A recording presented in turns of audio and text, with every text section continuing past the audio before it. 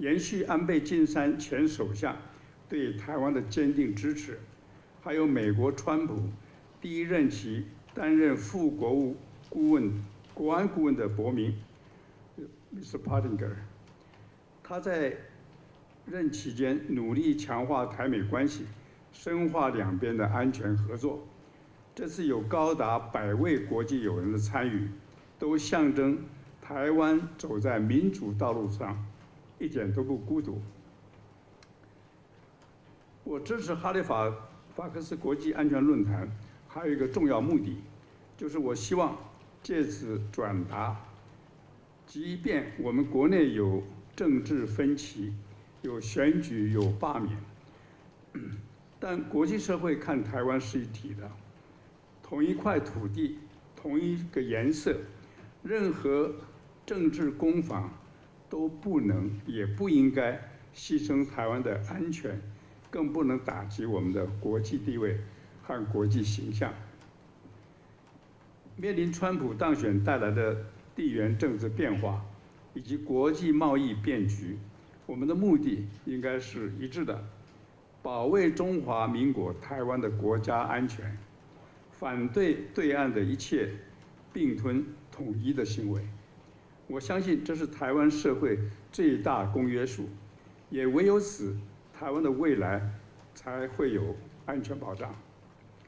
我今天要特别感谢 Peter， 也要感谢赵一翔，还有所有的筹办团队，促成这个活动的举行。我要祝福接下来2天的会议圆满顺利。谢谢大家。Good afternoon, friends from the media. I'm privileged to attend HFX Taipei, the opening ceremony.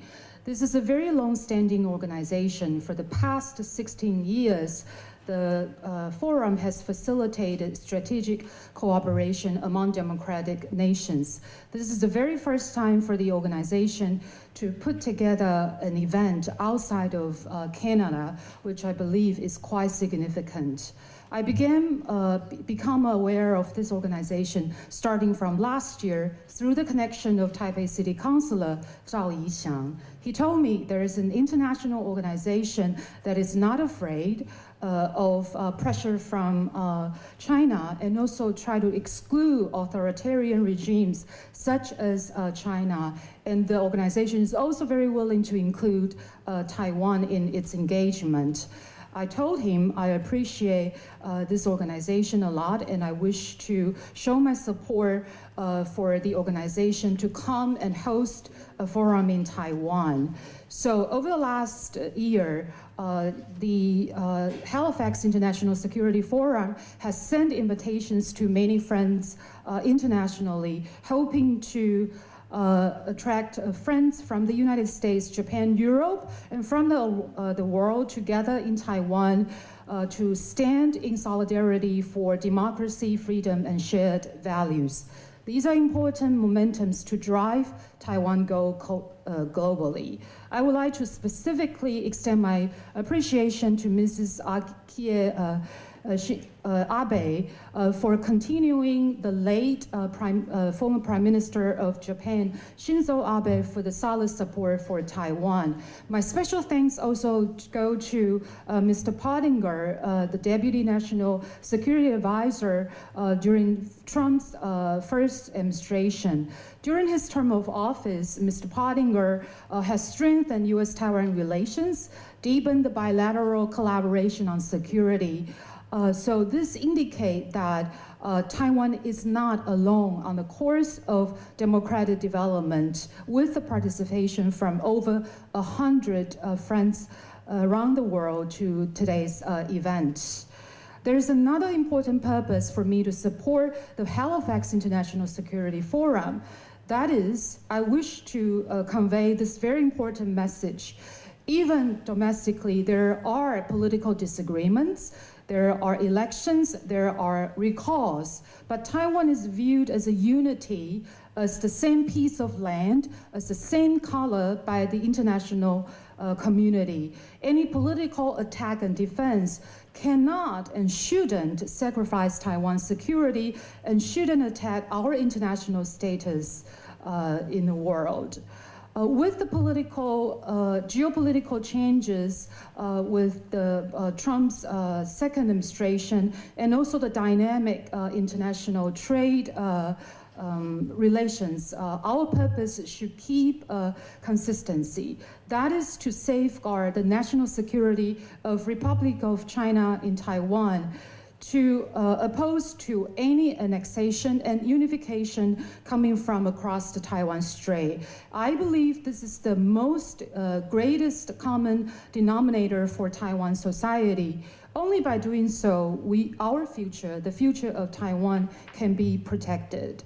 My special thanks go to Peter again, and also to Taipei City Councilor Zhao Yixiang and all the preparation team for facilitating today's event. I wish the next two-day event a great success. Thank you.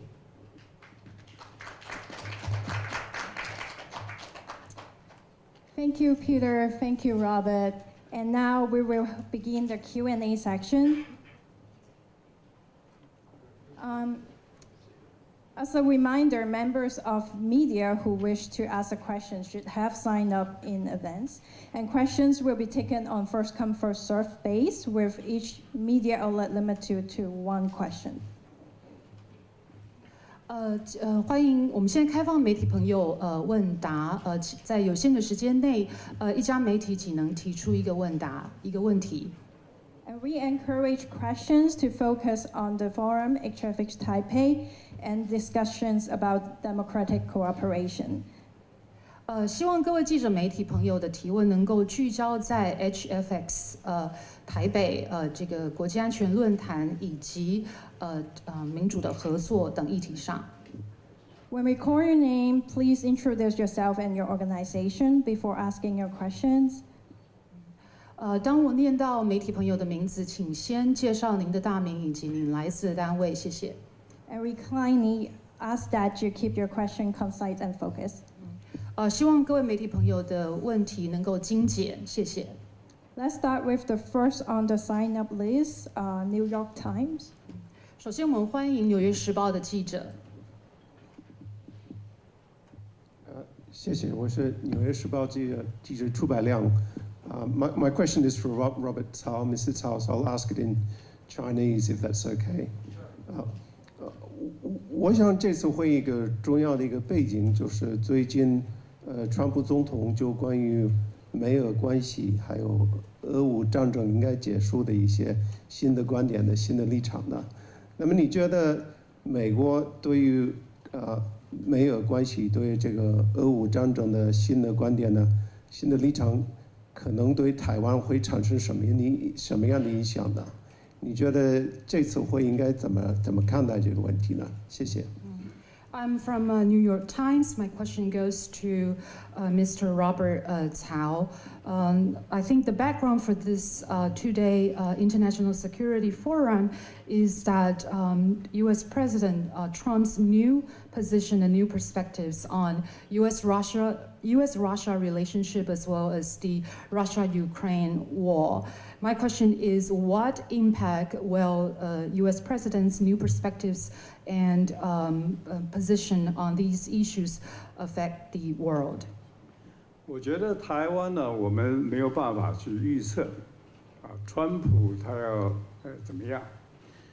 那么我觉得我们能够努力呢，就是在国内团结，向这个世界展示我们维护民主的坚强决心。那么我们现在台湾面临的问题就是说，因为这次赖总统当选得票率只有40%，所以中国呢就到处在外面宣传说，你看支持独立的只有40%，剩下的60%都支持统一啊。那么这个当然是非常的误导。那么我觉得这是台湾第一个要面临解决的问题，因为你期待别人来帮助你，首先你要自己肯帮助自己啊。美国不可能介入一个说60%民众想去统一的国家，他没办法帮助你，所以台湾一定要团结起来，尤其这次的大罢免啊，一定要让大家知道说 ，no， 我们不是想跟统一，我们拒绝跟中国统一，我们拒绝专制政权。这些在国会里面，这个是扮演中共的特洛伊木马，我们要把它赶出去啊！所以这次的，我觉得与其去猜测美国会怎么样，对台湾来讲，这次的大罢免宣示我们要团结保护我们的民主自由，我们拒绝中共的专制统治，这一点是非常重要的。I believe there's no way for us to predict what the United States will do when it comes to the global issues. I believe the most important endeavor for us here in Taiwan is to stand in solidarity to make effort to preserve democracy and freedom in Taiwan. One of the biggest challenges since President Lai took office was that the voting support rate for President Lai was only 40%. So Chinese propaganda began to mistakenly use this to mislead the general public by saying that only 40% of people support independence, whereas 60% of people support unification by China. So this misinformation has presented as the first challenge that we need to tackle. Before you expect someone to give you a hand, you need to help yourself first. So with that so-called 60% of different opinion here in Taiwan, and also plus the recent events such as the massive recall campaigns, I think the most important challenge for Taiwan today is that we need to refuse the unification efforts by China. We need to refuse dictatorship and authoritarian regime of China. I believe that only by collaboration we are able to put together this endeavor to fight against any authoritarian regime. There is no way for us to guess what the United States will do, so let's stand together to advocate for democracy and freedom in Taiwan. Thank you, Robert. Next, we will have Zhongyang. Please introduce yourself and your organization before asking your question. Next, we would like to welcome a friend from CNA Chinese, Central News Agency, I'm sorry. Hi, I'm Charlie Yang from CNA. And Halifax Taipei Forum coincides with the third anniversary of Russia's invasion of Ukraine. What does the outcome of Ukraine would mean for Taiwan and Indo-Pacific? 大家好，我是来自中央通讯社，此次在台北举办的国际安全论坛，正好适逢俄乌战争的3周年。我想要请问的是，这次论坛的结果会对于台湾以及印太地区有什么样子的影响？Thank you very much for the question. A number of Ukrainians have traveled to Taipei to be with us and are on the agenda, and you will hear from a number of Ukrainians about their perspectives over the next 2 days. 非常谢谢您的提问。我知道这个乌克兰有数位朋友远渡重洋来到台北参与这一次的国际安全论坛。我相信在接下来的2天，这些乌克兰的友人将会呈现他们的一些观点。I think it's important to note that the international community came to Ukraine's aid in February 2022 only after it was clear that President Zelensky was going to stand firm. 我想在俄乌战争在2022年2月爆发之后呢，国际社会是一直到乌克兰的总统泽伦斯基坚定的秉持他对这个乌克兰的保护之后，国际社会才给予这个相当的支援。President Zelensky's Ukraine has fought a heroic war for 3 years and in many ways has saved the entire democratic world by standing firm against Russian aggression. 乌克兰总统泽伦斯基在过去3年来立场非常坚定的应对俄罗斯的侵略，他的应对，他的坚定的立场对应俄罗斯的侵略，也展现了我们民主阵营所应该拥有的态度。And I imagine there are going to be a lot of conversations about precisely your question here at HFX Taipei today and tomorrow. 我想您的提问呢，在接下来这2天的国际安全论坛上，在台北的会议上应该会有非常多的讨论。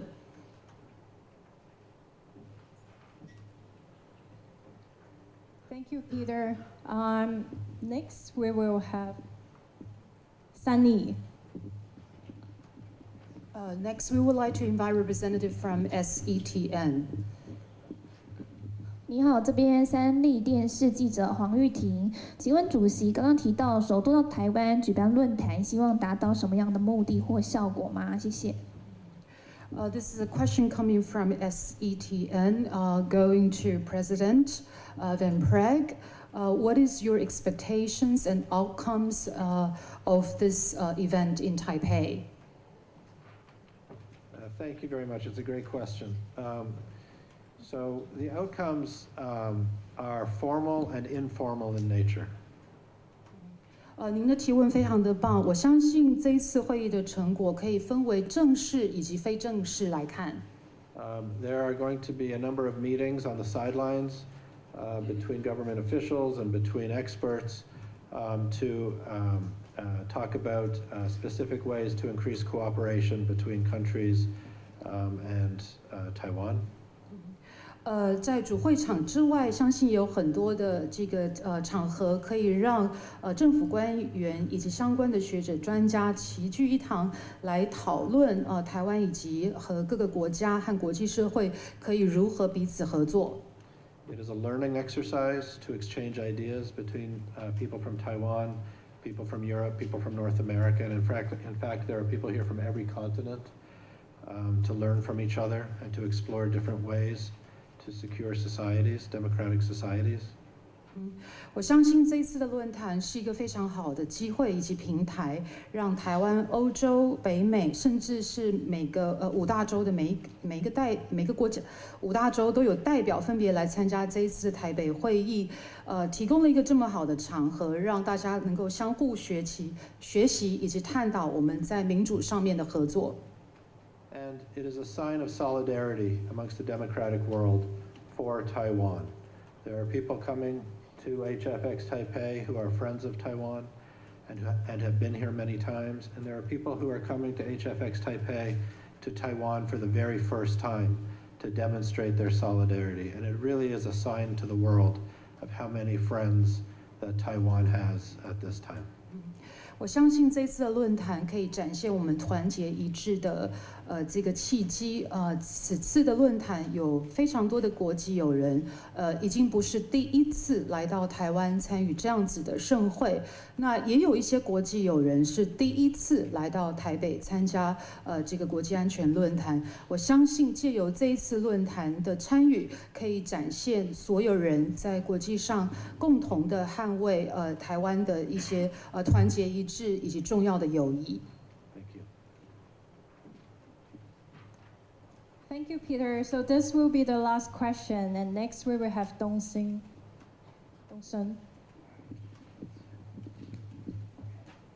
您好，我是东森新闻的记者张远川，想请问曹董事长有关国家安全的问题。就是您近期被这个谢寒冰指控有一些绯闻的照片，那您会不会觉得说这是可能中国那边在操作？那您对这件事情的真假有没有想要澄清的？那另外像是担任这个文化总会的职位，也遭到在野党的一些攻击。那对于这2件事情，您有什么想说的吗？谢谢。My question goes to Mr. Robert Cao on national security. Recently, a veteran media figure, Xie Hanbing, has accused you of having some affair with mainland Chinese women and also has exposed some indecent photos. Do you think this is a way that the Chinese regime is trying to manipulate information? And also, following a similar event, a member of the Central Commission has been accused of doing some misbehavior as well. What is your take on these concerns? 我觉得这是反映出这个中国啊，还跟我们这个在台湾的中共的同路人啊，对于大罢免现在感到害怕啊、紧张，所以现在要用这个其实很不入流的，完全这个不成理由的理由啊，来这个抹黑，是吧？那我想我们也面对这种抹黑呢，我们持续啊。要呼吁我们支持大罢免的群众啊，不要被这些影响啊，而且更要坚定我们大罢免的决心。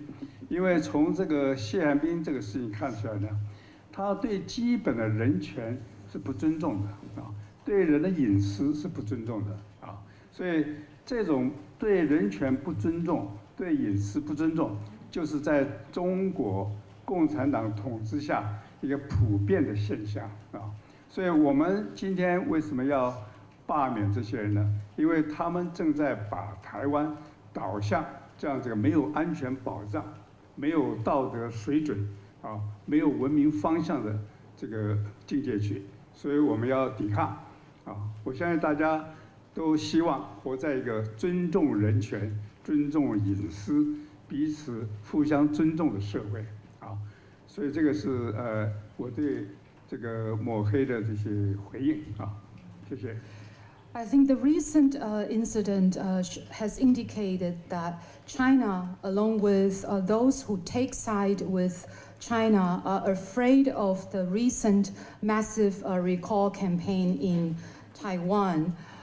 They are afraid of the success of the massive recall campaign, so they have begun by taking all means to tarnish me personally and also the reputation of a lot of key players. So here I would like to urge the public to continue to show your strong support for the massive recall. I think the media figure Xie Hanbing's accusation show that she had no respect for basic human rights. She has no respect for personal privacy, and this is actually coincides with the authoritarian rule under the CCP leadership.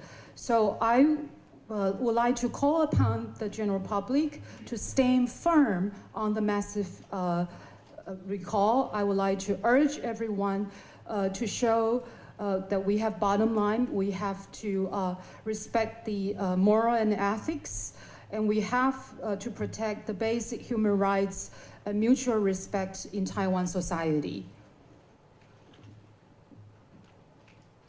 All right. Thank you, Peter. Thank you, Robert.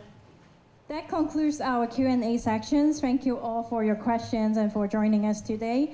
We will have our first sections of the forum begin shortly. So we appreciate your interest and coverage of HFX Taipei. See you. 以上这个新闻记者会就到此结束问答时间。接下来我们之后会即将展开论坛的第一个大会场次。谢谢大家。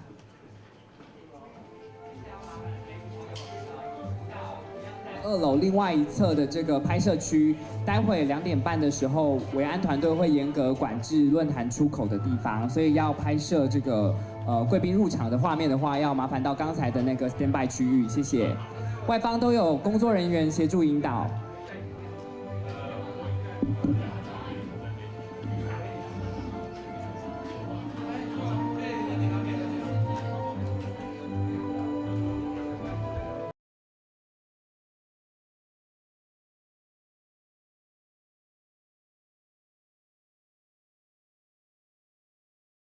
特别感谢这次来访的安倍昭惠夫人，延续安倍晋三前首相对台湾的坚定支持，还有美国川普第1任期担任副国务国安顾问的伯明 Mr. Pottinger， 他在任期间努力强化台美关系，深化两边的安全合作。这次有高达100位国际友人的参与，都象征台湾走在民主道路上，一点都不孤独。我支持哈利法克斯国际安全论坛，还有一个重要目的，就是我希望借此转达，即便我们国内有政治分歧，有选举，有罢免，但国际社会看台湾是一体的，同一块土地，同一个颜色，任何政治攻防都不能也不应该牺牲台湾的安全，更不能打击我们的国际地位和国际形象。面临川普当选带来的地缘政治变化以及国际贸易变局，我们的目的应该是一致的，保卫中华民国台湾的国家安全，反对对岸的一切并吞统一的行为。我相信这是台湾社会最大公约数，也唯有此，台湾的未来才会有安全保障。我今天要特别感谢 Peter， 也要感谢赵一翔，还有所有的筹办团队，促成这个活动的举行。我要祝福接下来2天的会议圆满顺利，谢谢大家。Good afternoon, friends from the media. I'm privileged to attend HFX Taipei, the opening ceremony. This is a very long-standing organization. For the past 16 years, the forum has facilitated strategic cooperation among democratic nations. This is the very first time for the organization to put together an event outside of Canada, which I believe is quite significant. I become aware of this organization starting from last year through the connection of Taipei City Councilor Zhao Yixiang. He told me there is an international organization that is not afraid of pressure from China and also try to exclude authoritarian regimes such as China. And the organization is also very willing to include Taiwan in its engagement. I told him I appreciate this organization a lot, and I wish to show my support for the organization to come and host a forum in Taiwan. So over the last year, the Halifax International Security Forum has sent invitations to many friends internationally, hoping to attract friends from the United States, Japan, Europe, and from the world together in Taiwan to stand in solidarity for democracy, freedom, and shared values. These are important momentums to drive Taiwan globally. I would like to specifically extend my appreciation to Mrs.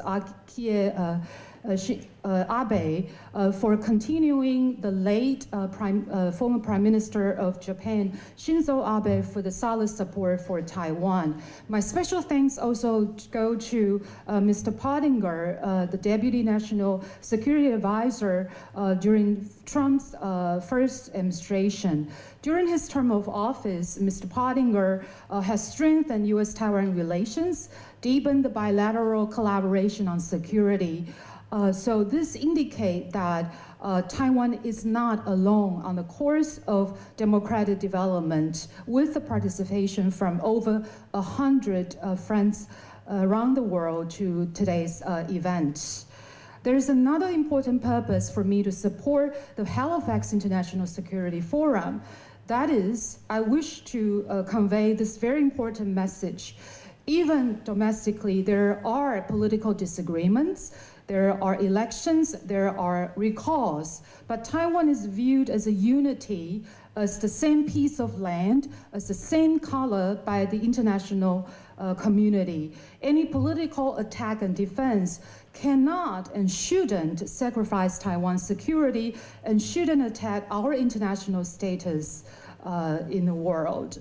With the geopolitical changes with Trump's second administration and also the dynamic international trade relations, our purpose should keep consistency. That is to safeguard the national security of Republic of China in Taiwan, to oppose to any annexation and unification coming from across the Taiwan Strait. I believe this is the most greatest common denominator for Taiwan society. Only by doing so, our future, the future of Taiwan, can be protected. My special thanks go to Peter again, and also to Taipei City Councilor Zhao Yixiang and all the preparation team for facilitating today's event. I wish the next two-day event a great success. Thank you.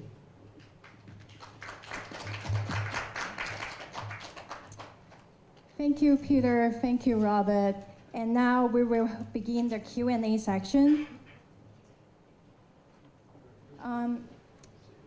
As a reminder, members of media who wish to ask a question should have signed up in advance.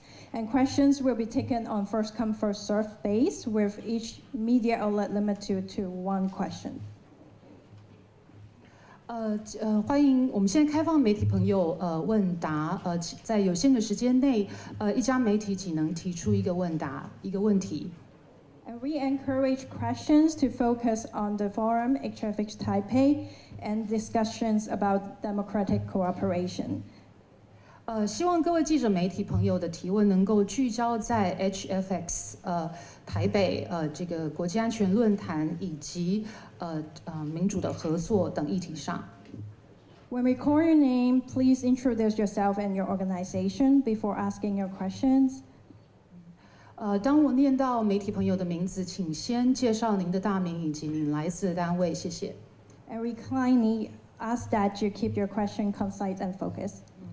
希望各位媒体朋友的问题能够精简，谢谢。Let's start with the first on the sign-up list, New York Times. 首先，我们欢迎《纽约时报》的记者。谢谢，我是《纽约时报》记者楚百亮。My question is for Robert Cao, Mr. Cao, so I'll ask it in Chinese if that's okay. 我想这次会议一个重要的一个背景就是最近川普总统就关于美俄关系还有俄乌战争应该结束的一些新的观点的新的立场的。那么你觉得美国对于美俄关系对于这个俄乌战争的新的观点呢，新的立场可能对台湾会产生什么样的影响呢？你觉得这次会应该怎么看待这个问题呢？谢谢。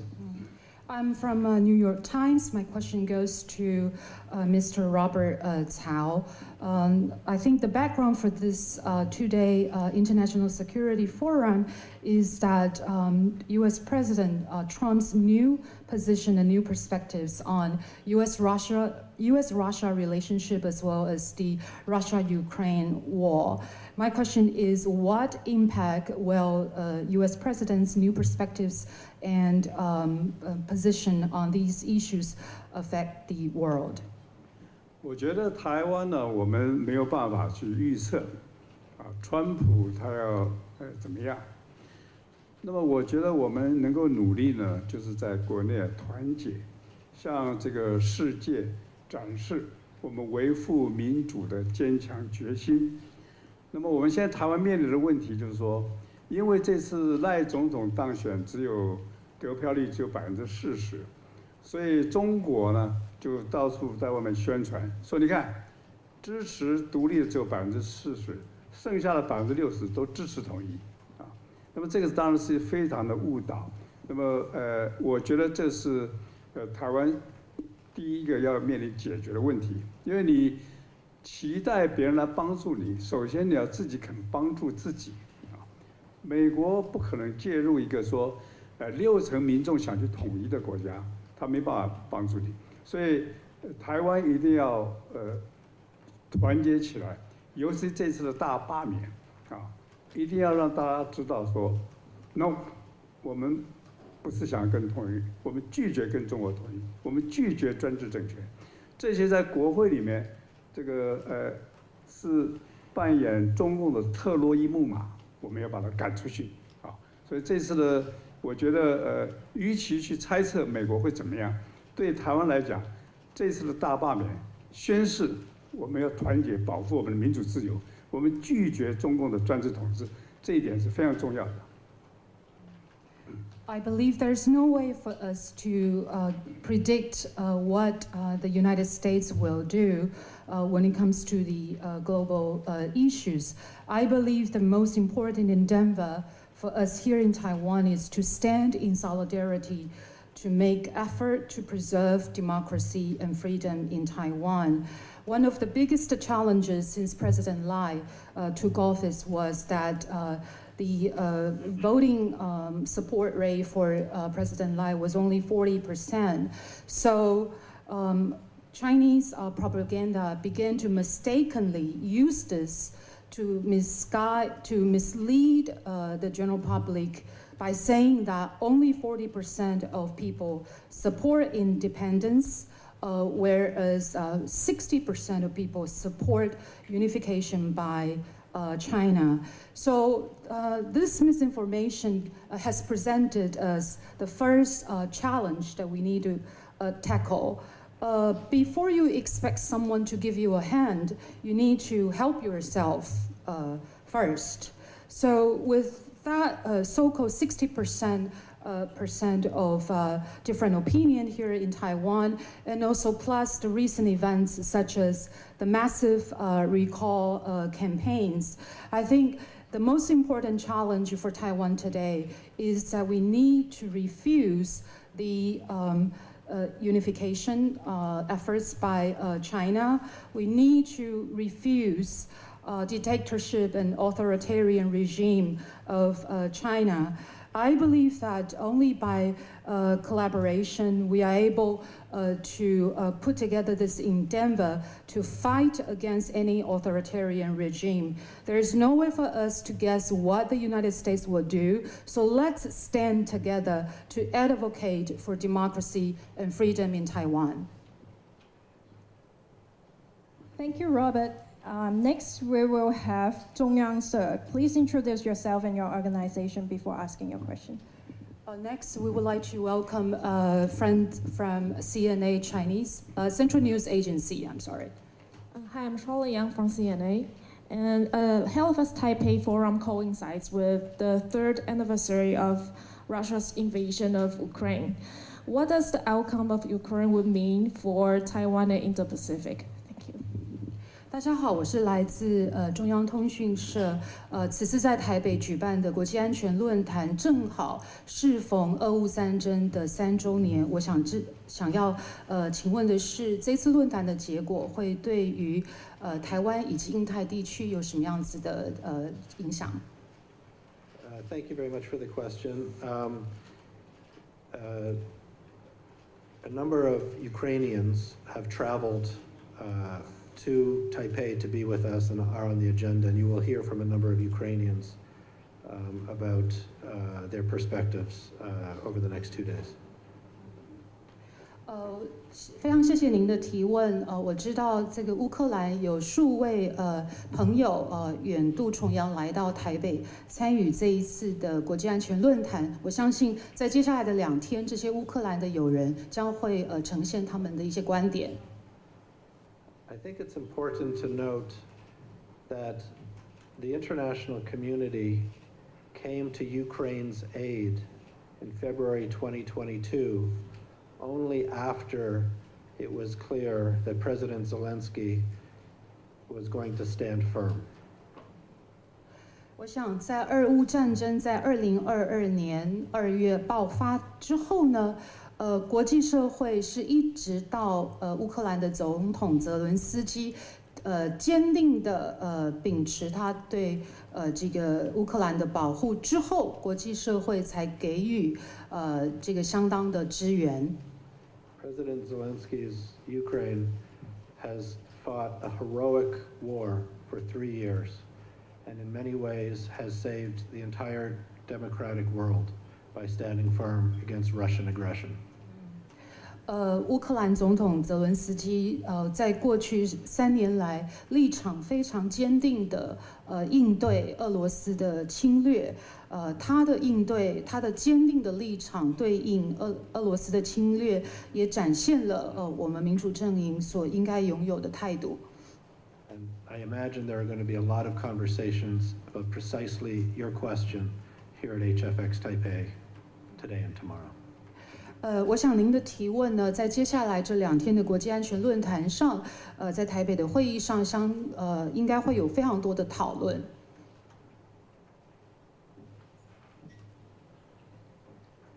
Thank you, Peter.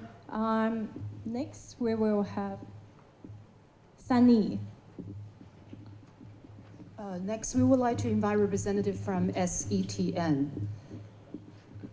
你好，这边三立电视记者黄玉婷，请问主席刚刚提到首度到台湾举办论坛，希望达到什么样的目的或效果吗？谢谢。This is a question coming from SETN, going to President Van Praag. What is your expectations and outcomes of this event in Taipei? Thank you very much. It's a great question.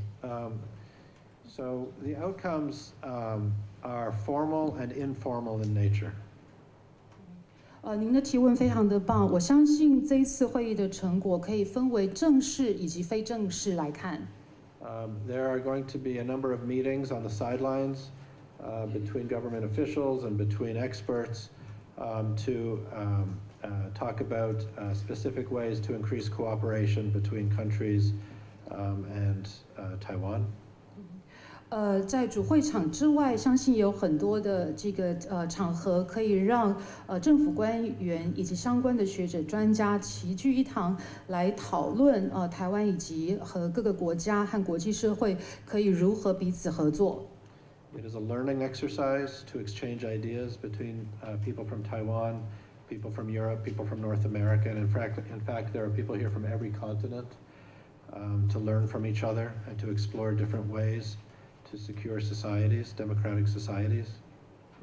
我相信这一次的论坛是一个非常好的机会以及平台，让台湾、欧洲、北美，甚至是每个5大洲的每个国家5大洲都有代表分别来参加这一次的台北会议，提供了一个这么好的场合，让大家能够相互学习以及探讨我们在民主上面的合作。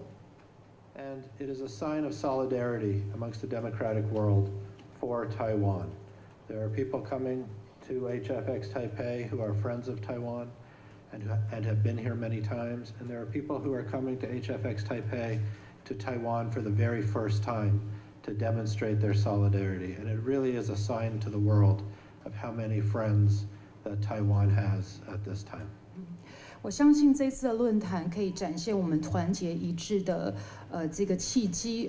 此次的论坛有非常多的国际友人，已经不是第一次来到台湾参与这样子的盛会。那也有一些国际友人是第一次来到台北参加这个国际安全论坛。我相信借由这一次论坛的参与，可以展现所有人在国际上共同的捍卫台湾的一些团结一致以及重要的友谊。Thank you, Peter. So this will be the last question, and next we will have Dongsen.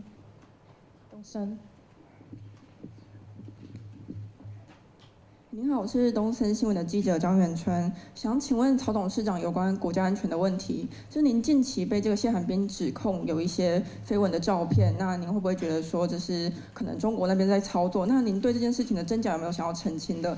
那另外像是担任这个文化总会的职位，也遭到在野党的一些攻击。那对于这2件事情，您有什么想说的吗？谢谢。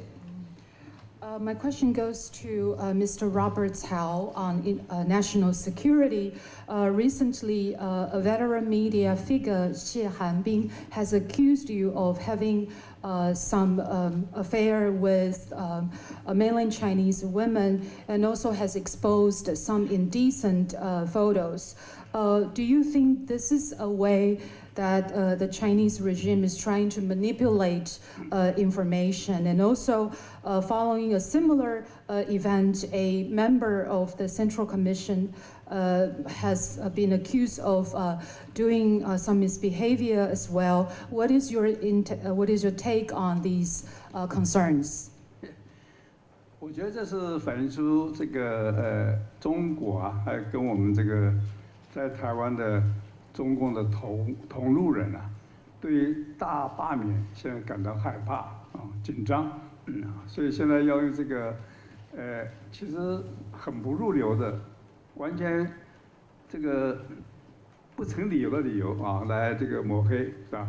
那我想我们也面对这种抹黑呢，我们持续啊。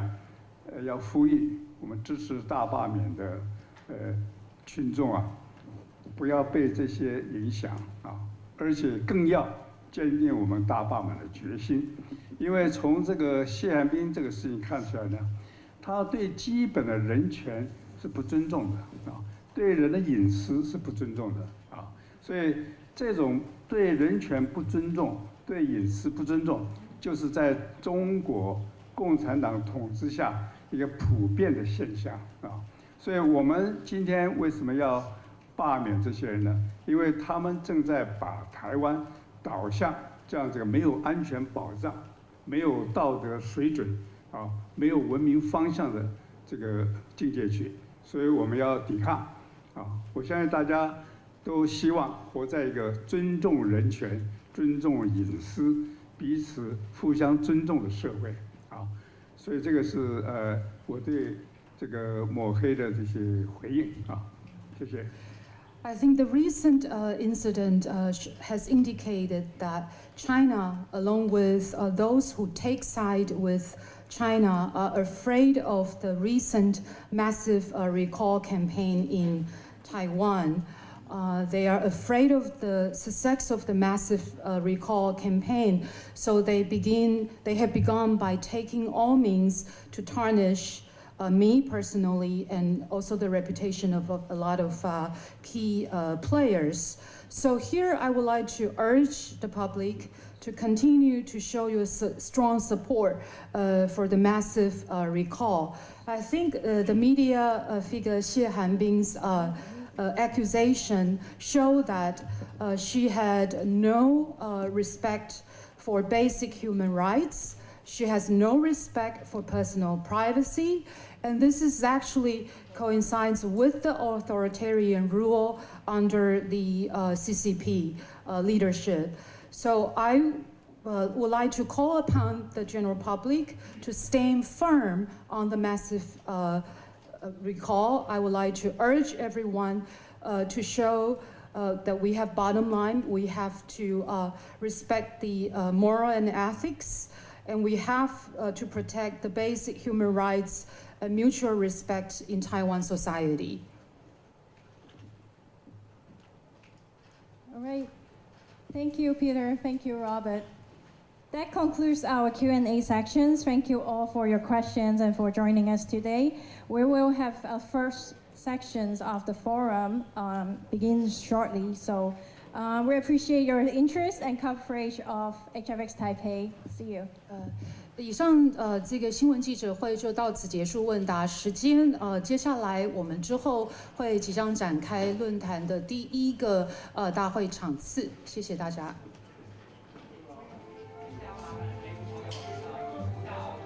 2楼另外一侧的这个拍摄区，待会2点半的时候，维安团队会严格管制论坛出口的地方，所以要拍摄这个贵宾入场的画面的话，要麻烦到刚才的那个 standby 区域，谢谢。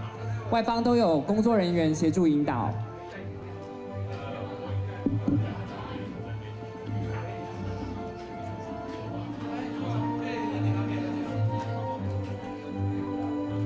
特别感谢这次来访的安倍昭惠夫人，延续安倍晋三前首相对台湾的坚定支持，还有美国川普第一任期担任副国务顾问、国安顾问的伯明 Mr. Pottinger， 他在任期间努力强化台美关系，深化两边的安全合作，这次有高达100位国际友人的参与，都象征台湾走在民主道路上，一点都不孤独。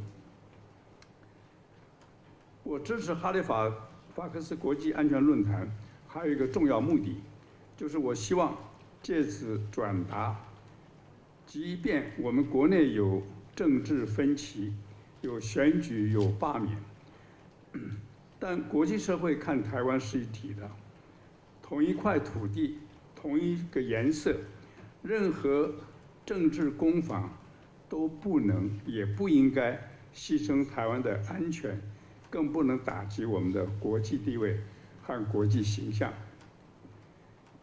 面临川普当选带来的地缘政治变化以及国际贸易变局，我们的目的应该是一致的，保卫中华民国台湾的国家安全，反对对岸的一切并吞统一的行为。我相信这是台湾社会最大公约数，也唯有此，台湾的未来才会有安全保障。我今天要特别感谢 Peter， 也要感谢赵一翔，还有所有的筹办团队，促成这个活动的举行。我要祝福接下来2天的会议圆满顺利，谢谢大家。Good afternoon, friends from the media. I'm privileged to attend HFX Taipei, the opening ceremony. This is a very long-standing organization. For the past 16 years, the forum has facilitated strategic cooperation among democratic nations. This is the very first time for the organization to put together an event outside of Canada, which I believe is quite significant. I become aware of this organization starting from last year through the connection of Taipei City Councilor Zhao Yixiang. He told me there is an international organization that is not afraid of pressure from China and also try to exclude authoritarian regimes such as China. And the organization is also very willing to include Taiwan in its engagement. I told him I appreciate this organization a lot, and I wish to show my support for the organization to come and host a forum in Taiwan.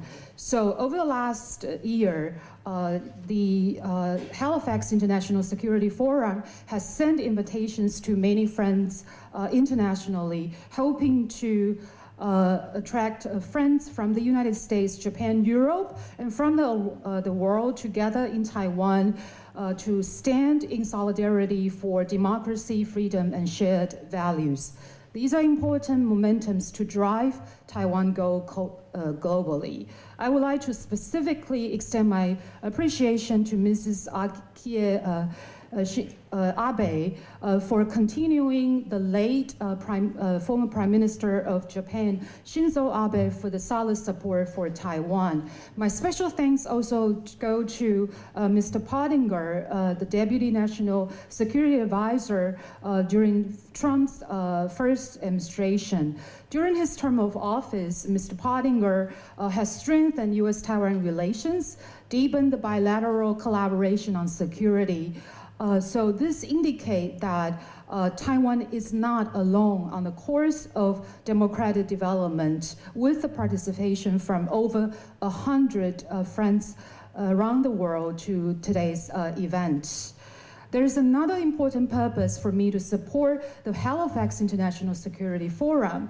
That is, I wish to convey this very important message. Even domestically, there are political disagreements. There are elections, there are recalls, but Taiwan is viewed as a unity, as the same piece of land, as the same color by the international community. Any political attack and defense cannot and shouldn't sacrifice Taiwan's security and shouldn't attack our international status in the world. With the geopolitical changes with Trump's second administration and also the dynamic international trade relations, our purpose should keep consistency. That is to safeguard the national security of Republic of China in Taiwan, to oppose to any annexation and unification coming from across the Taiwan Strait. I believe this is the most greatest common denominator for Taiwan society. Only by doing so, our future, the future of Taiwan, can be protected. My special thanks go to Peter again, and also to Taipei City Councilor Zhao Yixiang and all the preparation team for facilitating today's event. I wish the next two-day event a great success. Thank you.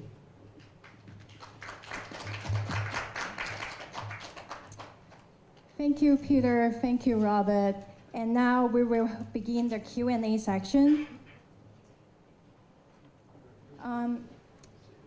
As a reminder, members of media who wish to ask a question should have signed up in advance.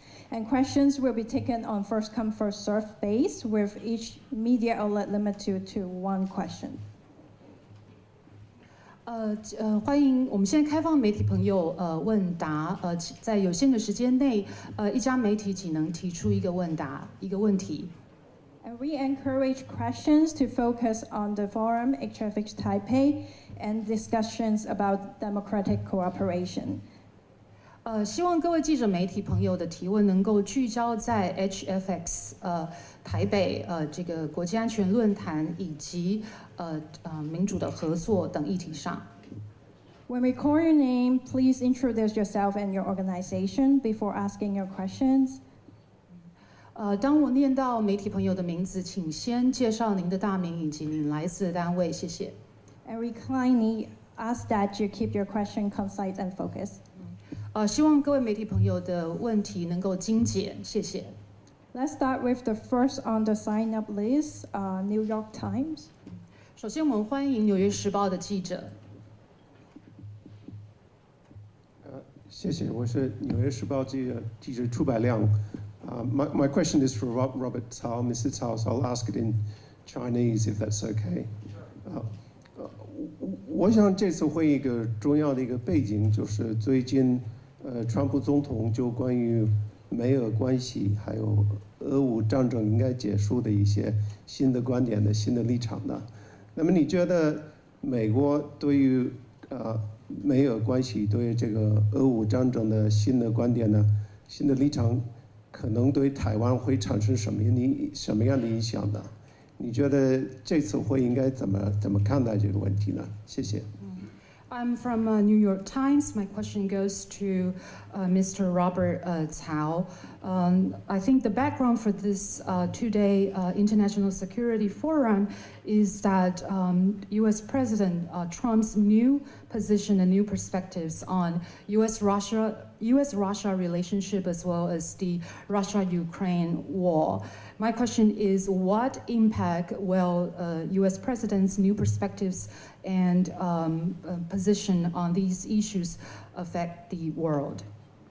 我觉得台湾呢，我们没有办法去预测，川普他要怎么样。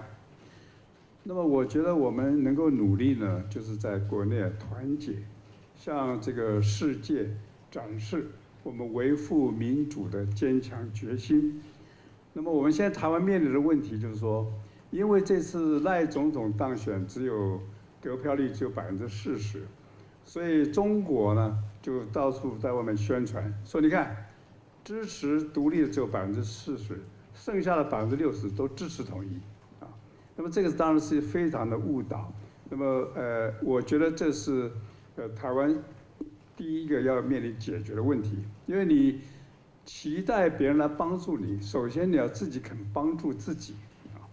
美国不可能介入一个说60%民众想去统一的国家，他没办法帮助你，所以台湾一定要团结起来，尤其这次的大罢免啊，一定要让大家知道说 ，no， 我们不是想跟统一，我们拒绝跟中国统一，我们拒绝专制政权，这些在国会里面。这个是扮演中共的特洛伊木马，我们要把它赶出去啊！所以这次的，我觉得与其去猜测美国会怎么样，对台湾来讲，这次的大罢免宣示我们要团结保护我们的民主自由，我们拒绝中共的专制统治，这一点是非常重要的。I believe there's no way for us to predict what the United States will do when it comes to the global issues. I believe the most important endeavor for us here in Taiwan is to stand in solidarity to make effort to preserve democracy and freedom in Taiwan. One of the biggest challenges since President Lai took office was that the voting support rate for President Lai was only 40%. So Chinese propaganda began to mistakenly use this to mislead the general public by saying that only 40% of people support independence, whereas 60% of people support unification by China. So this misinformation has presented us the first challenge that we need to tackle. Before you expect someone to give you a hand, you need to help yourself first.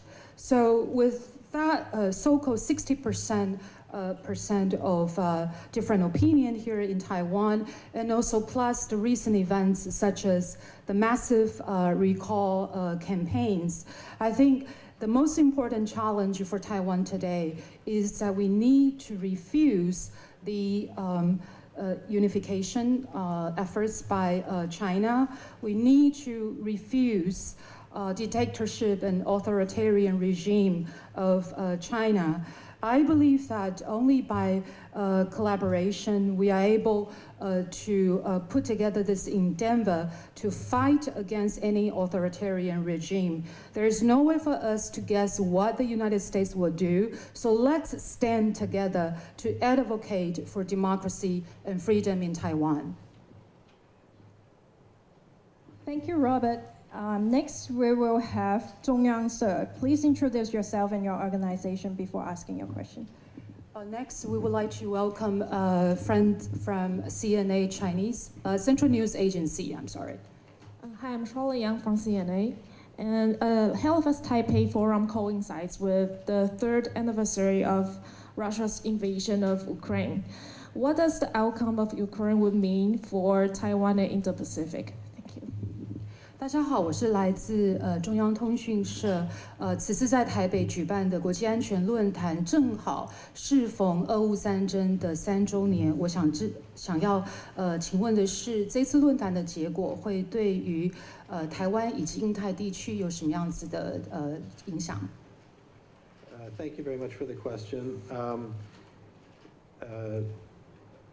A number of Ukrainians have traveled to Taipei to be with us and are on the agenda, and you will hear from a number of Ukrainians about their perspectives over the next 2 days.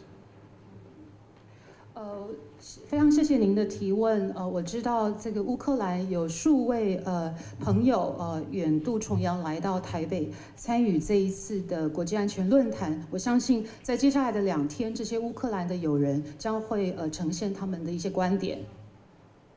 I think it's important to note that the international community came to Ukraine's aid in February 2022 only after it was clear that President Zelensky was going to stand firm. 我想在俄乌战争在2022年2月爆发之后呢，国际社会是一直到乌克兰的总统泽伦斯基坚定的秉持他对这个乌克兰的保护之后，国际社会才给予这个相当的支援。President Zelensky's Ukraine has fought a heroic war for 3 years, and in many ways has saved the entire democratic world by standing firm against Russian aggression. 乌克兰总统泽伦斯基在过去3年来立场非常坚定的应对俄罗斯的侵略，他的应对，他的坚定的立场对应俄罗斯的侵略，也展现了我们民主阵营所应该拥有的态度。And I imagine there are going to be a lot of conversations about precisely your question here at HFX Taipei today and tomorrow. 我想您的提问呢，在接下来这2天的国际安全论坛上，在台北的会议上应该会有非常多的讨论。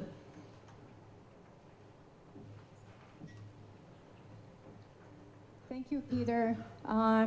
Next, we will have Sunny. Next, we would like to invite representative from SETN. 你好，这边三立电视记者黄玉婷，请问主席刚刚提到首度到台湾举办论坛，希望达到什么样的目的或效果吗？谢谢。This is a question coming from SETN, going to President Van Praag. What is your expectations and outcomes of this event in Taipei? Thank you very much. It's a great question.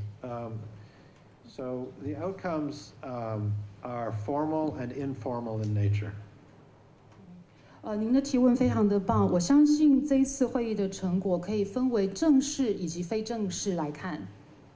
There are going to be a number of meetings on the sidelines between government officials and between experts to talk about specific ways to increase cooperation between countries and Taiwan. 在主会场之外，相信有很多的这个场合，可以让政府官员以及相关的学者专家齐聚一堂，来讨论台湾以及和各个国家和国际社会可以如何彼此合作。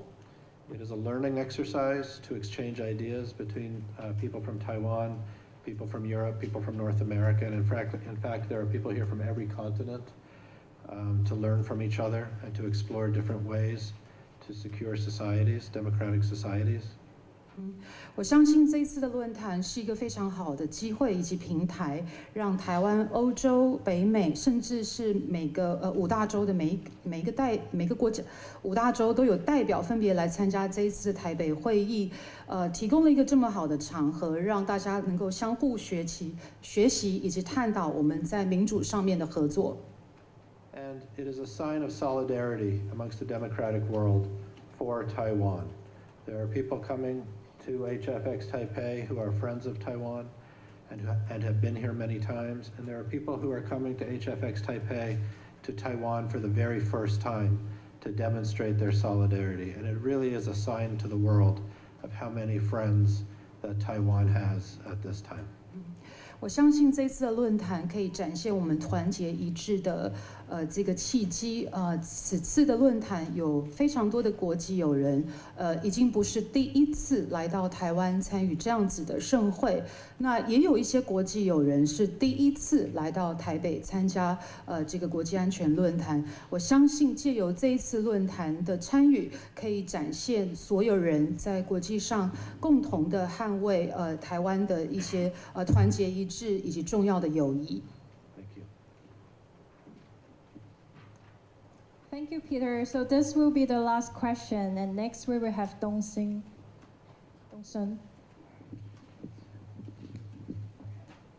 您好，我是东森新闻的记者张远春，想请问曹董事长有关国家安全的问题。就是您近期被这个谢寒冰指控有一些绯闻的照片，那您会不会觉得说这是可能中国那边在操作？那您对这件事情的真假有没有想要澄清的？那另外像是担任这个文化总会的职位，也遭到在野党的一些攻击。那对于这2件事情，您有什么想说的吗？谢谢。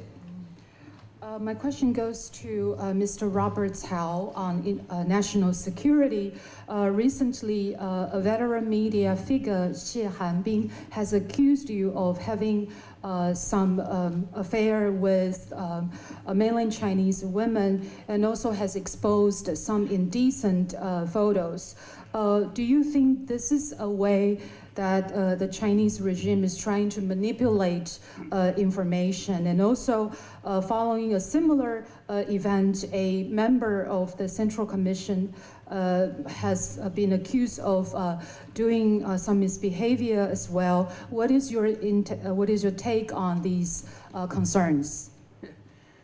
我觉得这是反映出这个中国啊，还跟我们这个在台湾的中共的同路人啊，对大罢免现在感到害怕紧张所以现在要用这个其实很不入流的，完全这个不成理由的理由来这个抹黑是吧？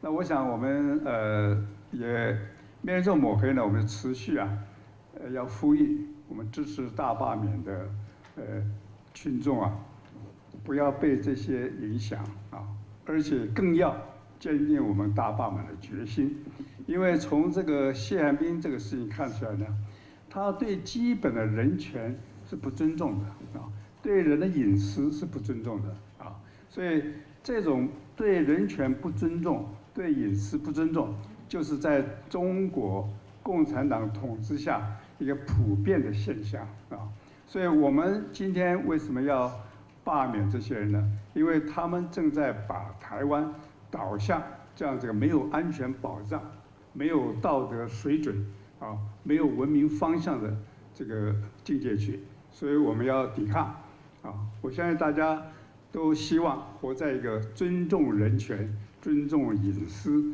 彼此互相尊重的社会所以这个是我对这个抹黑的这些回应谢谢。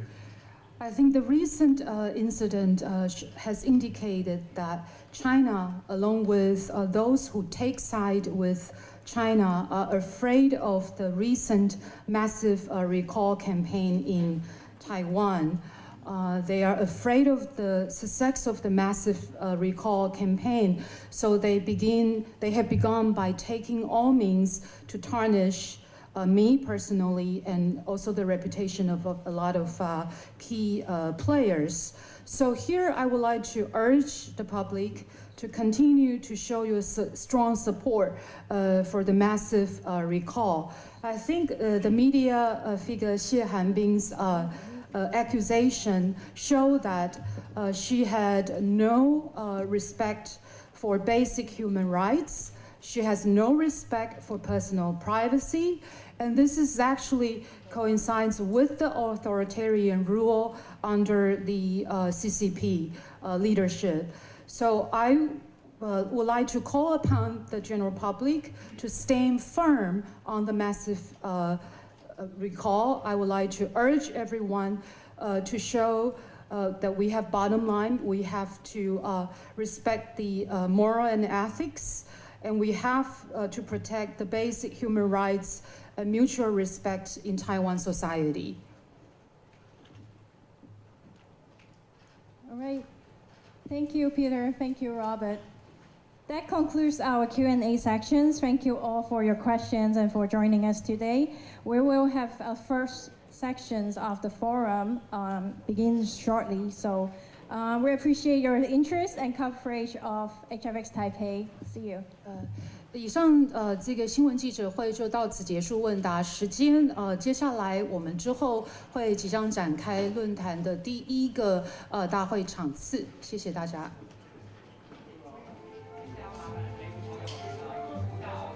2楼另外一侧的这个拍摄区，待会2点半的时候，维安团队会严格管制论坛出口的。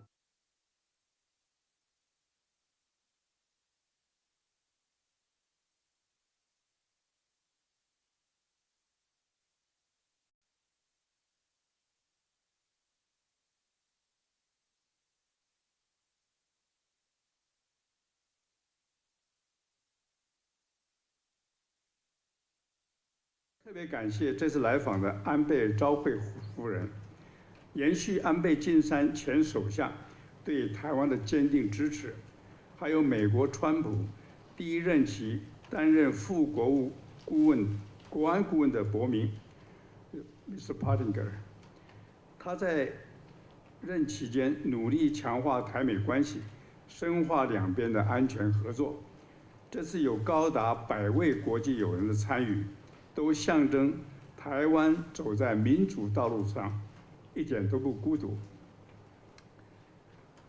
我支持哈利法克斯国际安全论坛，还有一个重要目的，就是我希望借此转达，即便我们国内有政治分歧，有选举，有罢免，但国际社会看台湾是一体的，同一块土地，同一个颜色，任何政治攻防都不能也不应该牺牲台湾的安全，更不能打击我们的国际地位和国际形象。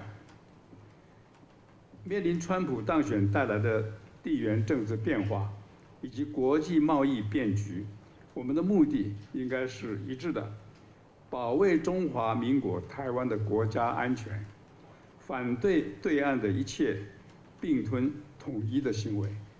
我相信这是台湾社会最大公约数，也唯有此，台湾的未来才会有安全保障。我今天要特别感谢 Peter， 也要感谢赵一翔，还有所有的筹办团队，促成这个活动的举行。我要祝福接下来2天的会议圆满顺利，谢谢大家。Good afternoon, friends from the media. I'm privileged to attend HFX Taipei, the opening ceremony. This is a very long-standing organization. For the past 16 years, the forum has facilitated strategic cooperation among democratic nations. This is the very first time for the organization to put together an event outside of Canada, which I believe is quite significant.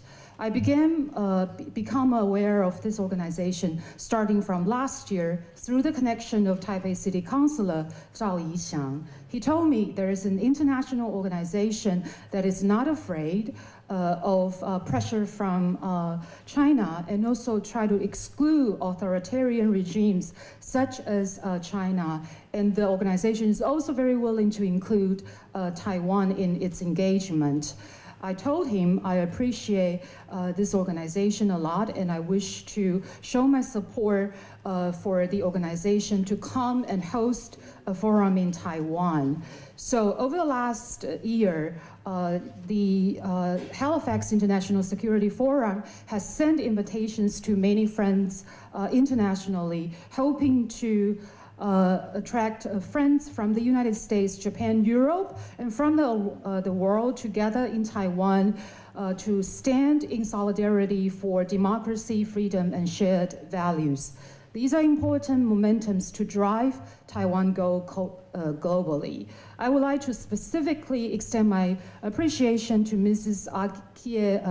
Abe for continuing the late former Prime Minister of Japan, Shinzo Abe, for the solid support for Taiwan. My special thanks also go to Mr. Pottinger, the Deputy National Security Advisor during Trump's first administration. During his term of office, Mr. Pottinger has strengthened U.S.-Taiwan relations, deepened the bilateral collaboration on security.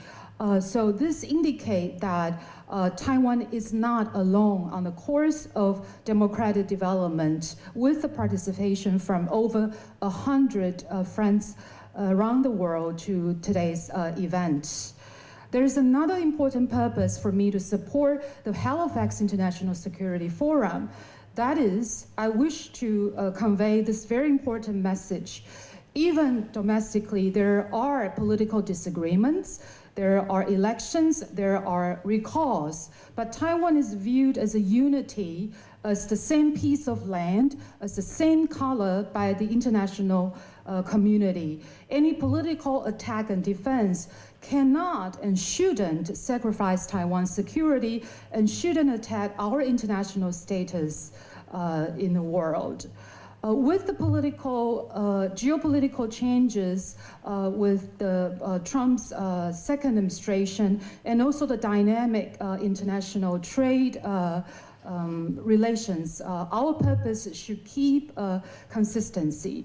That is to safeguard the national security of Republic of China in Taiwan, to oppose to any annexation and unification coming from across the Taiwan Strait. I believe this is the most greatest common denominator for Taiwan society. Only by doing so, our future, the future of Taiwan, can be protected. My special thanks go to Peter again, and also to Taipei City Councilor Zhao Yixiang and all the preparation team for facilitating today's event. I wish the next two-day event a great success. Thank you.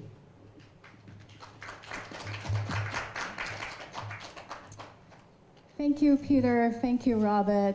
And now we will begin the Q&A section. As a reminder, members of media who wish to ask a question should have signed up in advance. And questions will be taken on first-come, first-served basis, with each media outlet limited to one question. 欢迎，我们现在开放媒体朋友问答，在有限的时间内，一家媒体只能提出一个问题。And we encourage questions to focus on the forum HFX Taipei and discussions about democratic cooperation. 希望各位记者媒体朋友的提问能够聚焦在 HFX 台北这个国际安全论坛以及民主的合作等议题上。When we call your name, please introduce yourself and your organization before asking your questions. 当我念到媒体朋友的名字，请先介绍您的大名以及您来自的单位，谢谢。And we kindly ask that you keep your question concise and focused. 希望各位媒体朋友的问题能够精简，谢谢。Let's start with the first on the sign-up list, New York Times. 首先，我们欢迎《纽约时报》的记者。谢谢，我是《纽约时报》记者楚百亮。My question is for Robert Cao, Mr. Cao, so I'll ask it in Chinese if that's okay. 我想这次会议一个重要的一个背景就是最近川普总统就关于美俄关系还有俄乌战争应该结束的一些新的观点的新的立场呢。那么你觉得美国对于美俄关系对于这个俄乌战争的新的观点呢，新的立场可能对台湾会产生什么样的影响呢？你觉得这次会应该怎么看待这个问题呢？谢谢。I'm from New York Times. My question goes to Mr. Robert Cao. I think the background for this two-day International Security Forum is that U.S. President Trump's new position and new perspectives on U.S.-Russia relationship as well as the Russia-Ukraine war.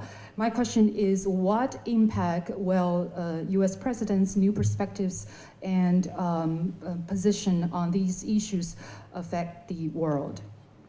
我觉得台湾呢，我们没有办法去预测，川普他要怎么样。那么我觉得我们能够努力呢，就是在国内团结，向这个世界展示我们维护民主的坚强决心。那么我们现在台湾面临的问题就是说，因为这次赖总统当选得票率只有40%，所以中国呢就到处在外面宣传说，你看支持独立的只有40%，剩下的60%都支持统一啊。那么这个当然是非常的误导。那么我觉得这是台湾第一个要面临解决的问题，因为你期待别人来帮助你，首先你要自己肯帮助自己啊。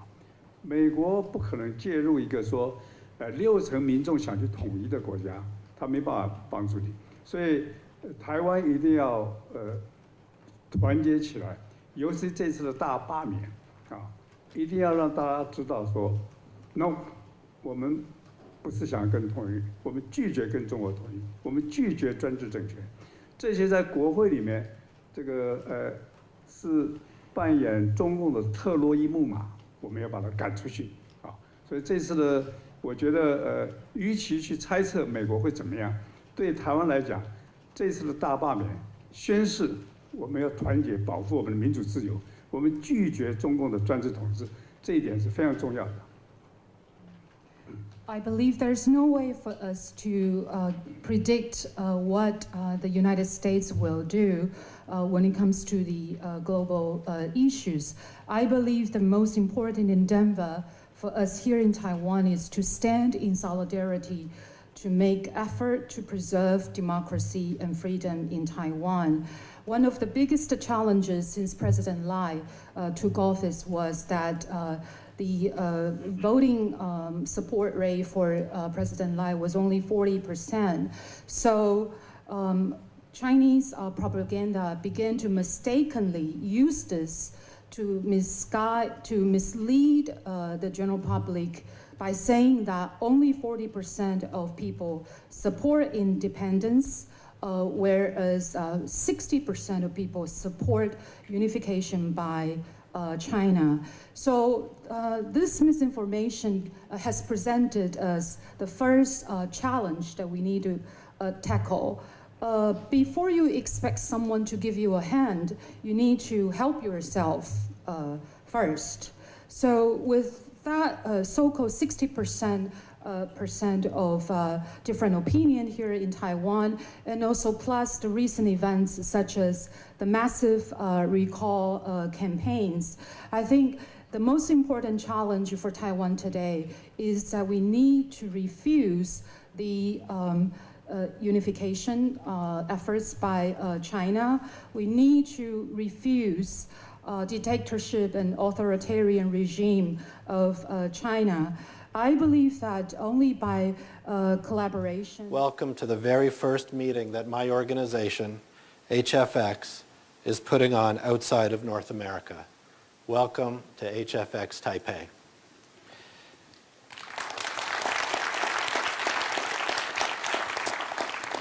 Every year since 2009, the leaders from the democratic world come to Canada for the Halifax International Security Forum. Over the years, it has become an important meeting place for what I like to call the good guys. For those of you who do not know where Halifax is, and fair enough, I think that probably many of you, it is almost the easternmost point of Canada on the North Atlantic Ocean, a long way from here. Halifax is a deep water port, and during both World War I and World War II was the launching off point for Navy and cargo ships headed across the Atlantic Ocean to supply the winning war effort in Europe. It is also just down the road from Pictou County, where the Honorable Peter MacKay grew up. It was Peter, who arrived here just this morning, who started Halifax International Security Forum when he was Canada's Defense Minister. Peter MacKay, thank you for making the trip.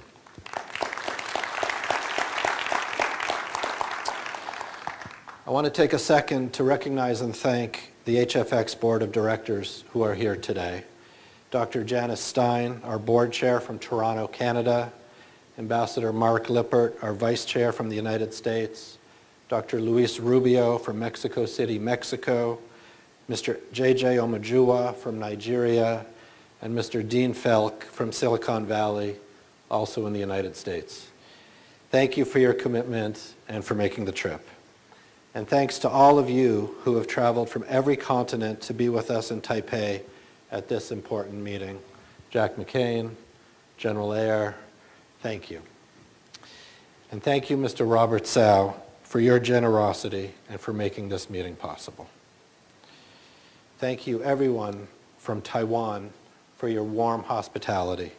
It is an honor to be with you today, and especially you, President Lai. Thank you for being here to speak with us today. It is not a coincidence that my organization chose Taipei as its first meeting outside of North America. Taiwan is a vital democracy whose continued freedom and security is important not only to the people of Taiwan, but to the security of the entire world. We meet here today in this beautiful capital city of Taiwan exactly 80 years since United States Marines landed at Iwo Jima. Nearly 7,000 Marines died on a speck of an island thousands of miles from home and not too far from here to build a future where countries could not invade their smaller neighbors. 3 years ago next week, Russia invaded its smaller neighbor. I was there. I landed in Kiev from Istanbul on February 23rd and went from the airport to President Zelensky's office for a meeting with his national security advisor. President Zelensky was in the next room delivering a speech that explained to his country and to the world that the invasion was coming. I asked Alexei Danilov, the national security advisor, the key question: what is Ukraine going to do? He told me plainly, Ukraine will fight. Later that same night, Russia, unprovoked, attacked and invaded its smaller neighbor with military force. I could hear the bombing from my hotel room. Russia did not believe that Ukraine would fight, but President Zelensky's Ukraine fought. Ladies and gentlemen, it was because Ukraine fought that the world came together to support its heroic efforts. And President Zelensky's Ukraine is still fighting. Russia has more than 1 million dead and wounded young men. 1 million in 3 years of fighting. To put that into some perspective, Russia had just 50,000 casualties after 10 years of fighting in Afghanistan. And then Russia withdrew completely. So let's make no mistake. Despite tiny advances in the East over the past few months, Russia is spent, exhausted. Russia won't recover from the human cost of this war for at least a generation. And Russia did not achieve its military objectives, namely to capture Ukraine's capital city, murder President Zelensky, and install a pro-Kremlin leader. Russia began the war in Ukraine, and Russia lost the war in Ukraine. I know it, you know it, the whole world knows it.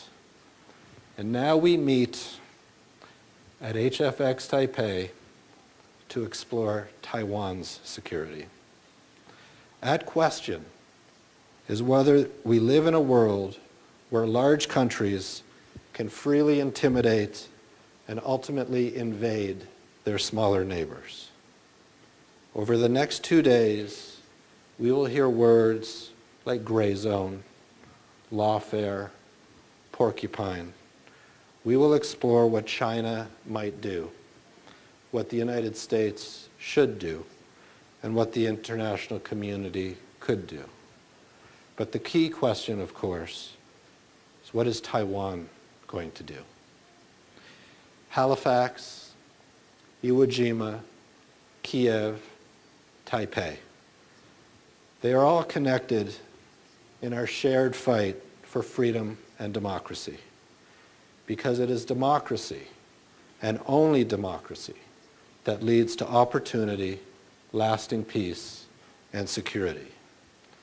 It is an honor to be here in Taiwan, this vibrant democracy. And more than that, it is an honor, ladies and gentlemen, to introduce President Lai. A former doctor by training, President Lai is no stranger to making tough decisions. Having served as legislator, mayor, premier, vice president, and now president, he knows politics pretty well. Taken together, President Lai has been a steady pair of hands navigating Taiwan through unprecedented challenge. And so far, he is succeeding. His polls have steadily risen since inauguration. The economy is poised to take off. And last week, he announced major defense reforms that will bring Taiwan closer to the U.S. and other democracies.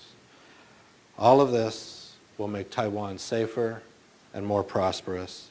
It brings me great pleasure to welcome President Lai to HFX Taipei. Mr. President, the floor is yours.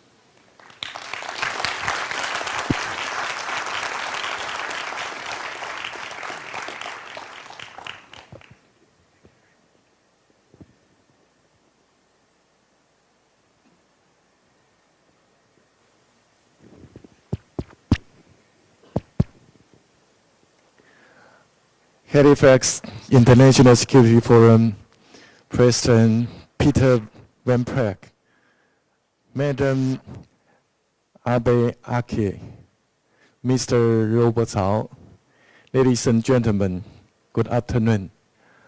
To begin, I want to give a warm welcome to all the distinguished guests here at the very first Halifax Taipei Forum.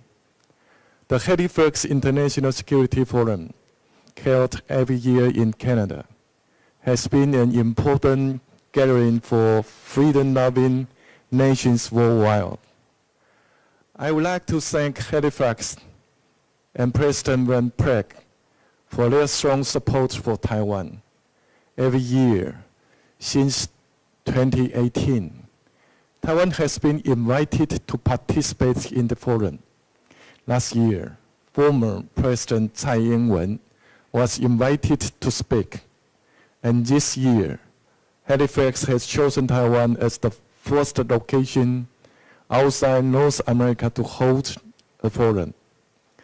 As President Van Praag has said, while the security challenges ahead are too big for any single country to solve alone, there is no change that can't be met when the world's democracies work together. Today, we have world leaders and experts who traveled from afar to be here, showing that they value and support Taiwan. It demonstrates solidarity among democracies and the determination to take on challenges as one. I would like to express my gratitude and admiration to all of you for serving as defenders of freedom. At this very moment, Russia's invasion of Ukraine is still ongoing.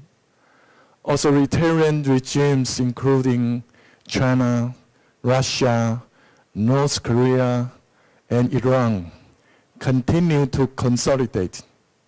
China is hurting economies around the world through its dumping practices. We face grave challenges to global economic order, democracy, freedom, peace, and stability. Taiwan holds a key position on the first island chain, directly facing an authoritarian threat. But we will not be intimidated. We will stand firm and safeguard our national sovereignty, maintain our free and democratic way of life, and uphold peace and stability across the Taiwan Strait.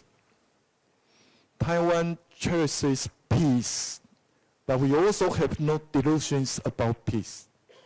We will uphold the spirit of peace through strength, using concrete actions to build a stronger Taiwan and bolster the free and democratic community. I sincerely thank the international community for continuing to attach importance to the situation in the Taiwan Strait.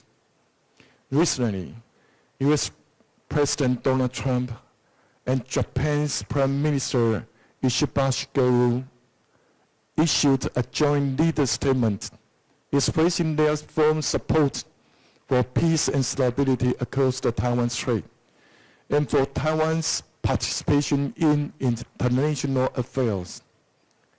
As we face a complex global landscape, I call on the international community to take the following actions. First, as authoritarianism consolidates, democratic nations must also come closer in solidarity. Just a few days ago, the top diplomats of the US, Japan, and South Korea held talks underlining the importance of maintaining peace and stability across the Taiwan Strait. They also conveyed their stance against any effort to destabilize democratic institutions, economic independence, and global security. On these issues, Taiwan will also continue to contribute its utmost.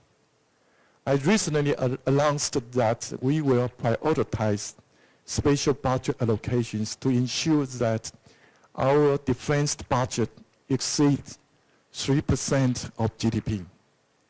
Soon after I assumed office last year, I formed the Whole of Society Defense Resilience Committee at the Presidential Office. This committee aims to combine the strengths of government and civil society to enhance our resilience in national defense, economic livelihoods, disaster prevention, and democracy. We will also deepen our strategic partnerships in the democratic community to mutually increase defense resilience, demonstrate deterrence, and achieve our goal of peace throughout the world. Second, let's create long-range global supply chains for the democratic community to deter the expansion of authoritarianism. It must have strong technological capabilities. This can serve as the backbone of national defense, promote industrial development, and enhance economic resilience. So, in addressing China's race supply chain and the impact of its dumping, Taiwan is willing and able to work with global democracies to maintain the technological strength among our partners and build resilient long-range supply chains. As a major semiconductor manufacturing nation, Taiwan will introduce an initiative on semiconductor supply chain partnerships for global democracies. We will collaborate with our democratic partners to form a global alliance for the AI chip industry and establish democratic supply chains for industries connected to high-end chips. The achievements of today's semiconductor industry in Taiwan can be attributed to our collective efforts. Government, industry, academia, and research institutions have to overcome various challenges over the last 50 years for us to secure this position. We hope Taiwan can serve as a base for linking the capabilities of our democratic partners so that each can play a suitable role in the semiconductor industry chain and develop its own strength, deepening our mutually beneficial cooperation in technology. This benefits all of us. Moreover, it allows us to further enhance deterrence and maintain global security. Third, let's unite to usher in peace. China has not stopped intimidating Taiwan politically and militarily. Last year, China launched several large-scale military exercises in the Taiwan Strait. Its escalation of ground aggression now poses a grave threat to the peace and stability of the Indo-Pacific region. As a responsible member of the international community, Taiwan will maintain the status quo. We will not seek conflict. Rather, we are willing to enhance in dialogue with China under the principles of parity and dignity, and work toward maintaining peace and stability in the Taiwan Strait. As the agenda of this forum suggests, democracy and freedom create more than just opportunities. They also bring resilience, justice, partnerships, and security. Taiwan will continue working alongside its democratic partners to greet a bright new era. Once again, a warm welcome to all of you. I wish this forum every success. Thank you.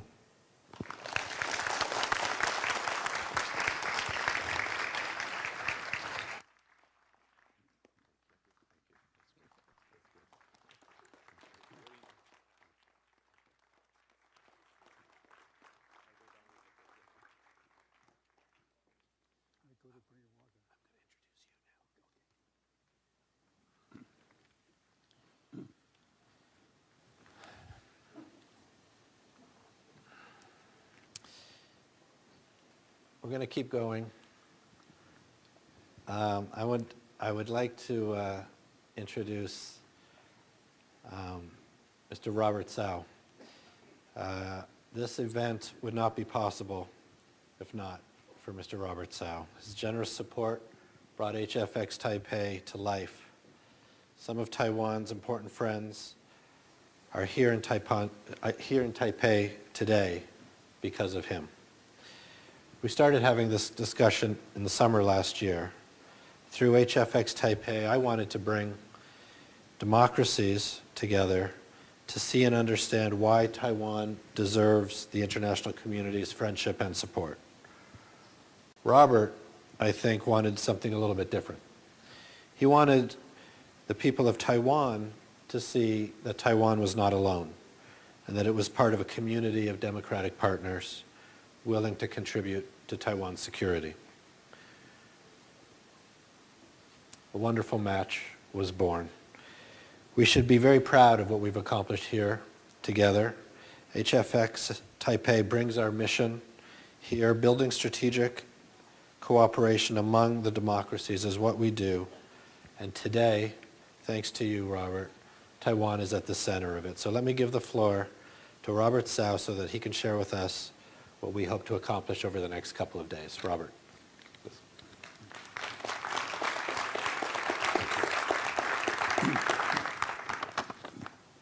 Thank you, Peter.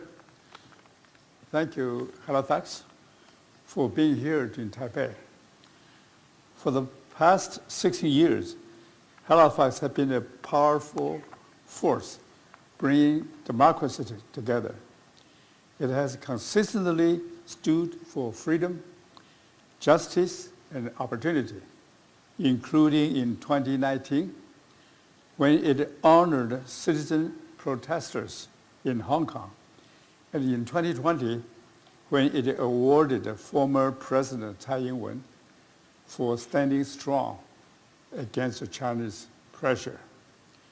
Last year, when we first began discussions about holding Halifax's first ever overseas event in Taiwan, we had one common objective: to use the power of democracy to strengthen Taiwan's security. We wanted the world to see Taiwan for what it is, a vibrant democracy deserving of international support. We also wanted to show the people of Taiwan that we do not stand alone. Today, this mission is more important than ever. As the international community is aware, the Chinese Communist Party is intent on the annexation of Taiwan by any means necessary. Through disinformation, economic coercion, military threats, and political disunion, they seek to divide our society, degrade our institutions, and destroy our democracy. They must not be allowed to succeed. This gathering brings together people from around the world to rally around the cause of democracy and the importance of Taiwan. From the US, Japan, Europe, and all corners of the world, we show that we are strong, united. I'm particularly grateful to Mrs. Akiabe, who, together with her late husband, former Prime Minister Shinzo Abe, championed the cause of Taiwan and the friendship between Taiwan and Japan.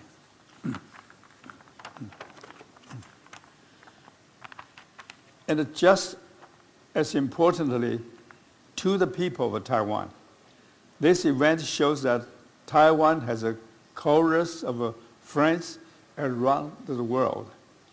Despite our political differences here, we must come together for a greater good, the protection of our democracy and the way of life. We must fight back against China's effort to disenfranchise the people of Taiwan. And under President Lai's leadership, I'm confident we can succeed. I'm honored to be part of Halifax and proud to accept Peter's invitation to support this meaningful endeavor. I wish this event every success in the 2 days ahead. Thank you.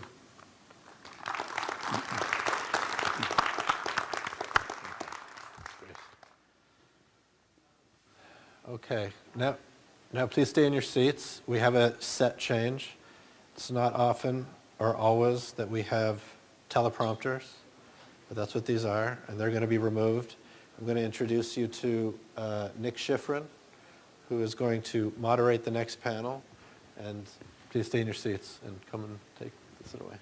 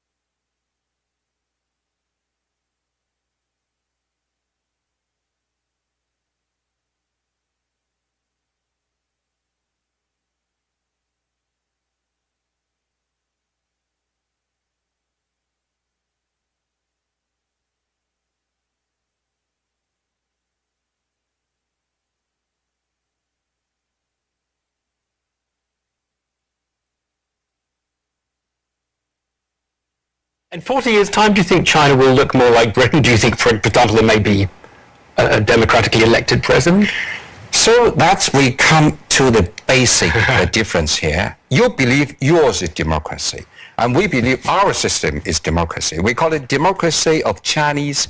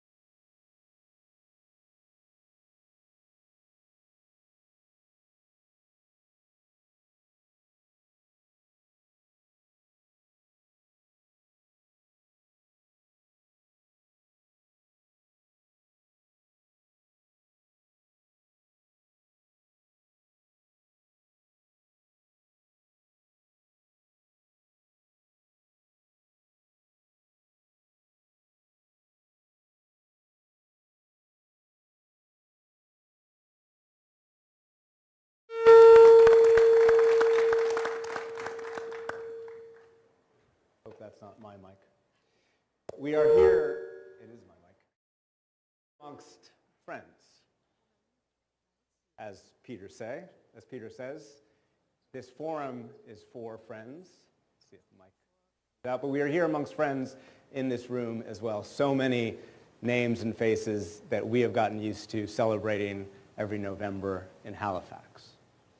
We are here to mark Taiwan, Taipei, a vibrant, vital city, and a territory that we have all come to know so well, and one that plays an outsized role on the world stage.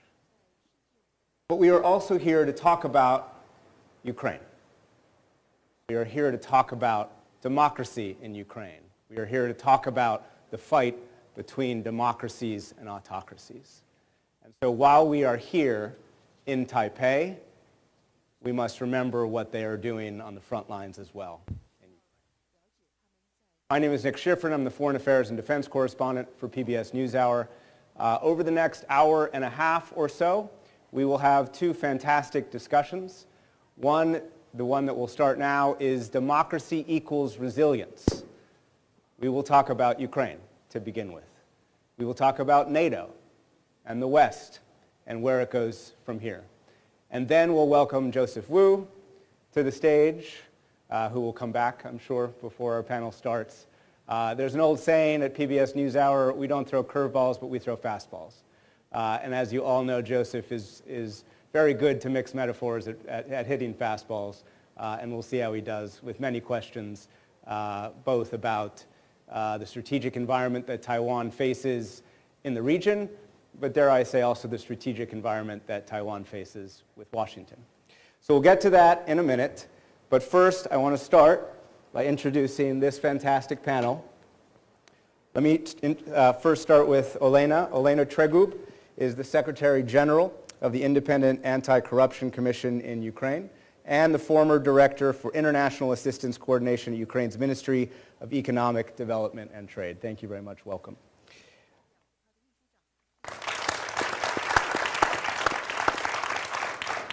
Liam Maxwell, at the end there, is the Director of Government Transformation for Amazon Web Services and is the former Chief Technology Officer and National Technology Advisor for the British government. Liam, welcome. Thanks very much for being here. And the person who needs no introduction to Halifax, but I'll introduce you anyway, Peter. Peter MacKay, former Canadian Minister of Justice and Attorney General, former Canadian Minister of National Defense, and former Minister of Foreign Affairs. So, Peter, thank you very much.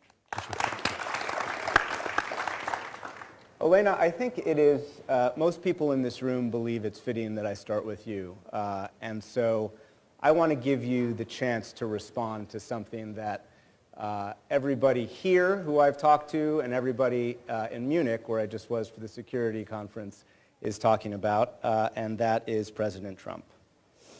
Quote, "A dictator without elections. Zelensky better move fast or he is not going to have a country left.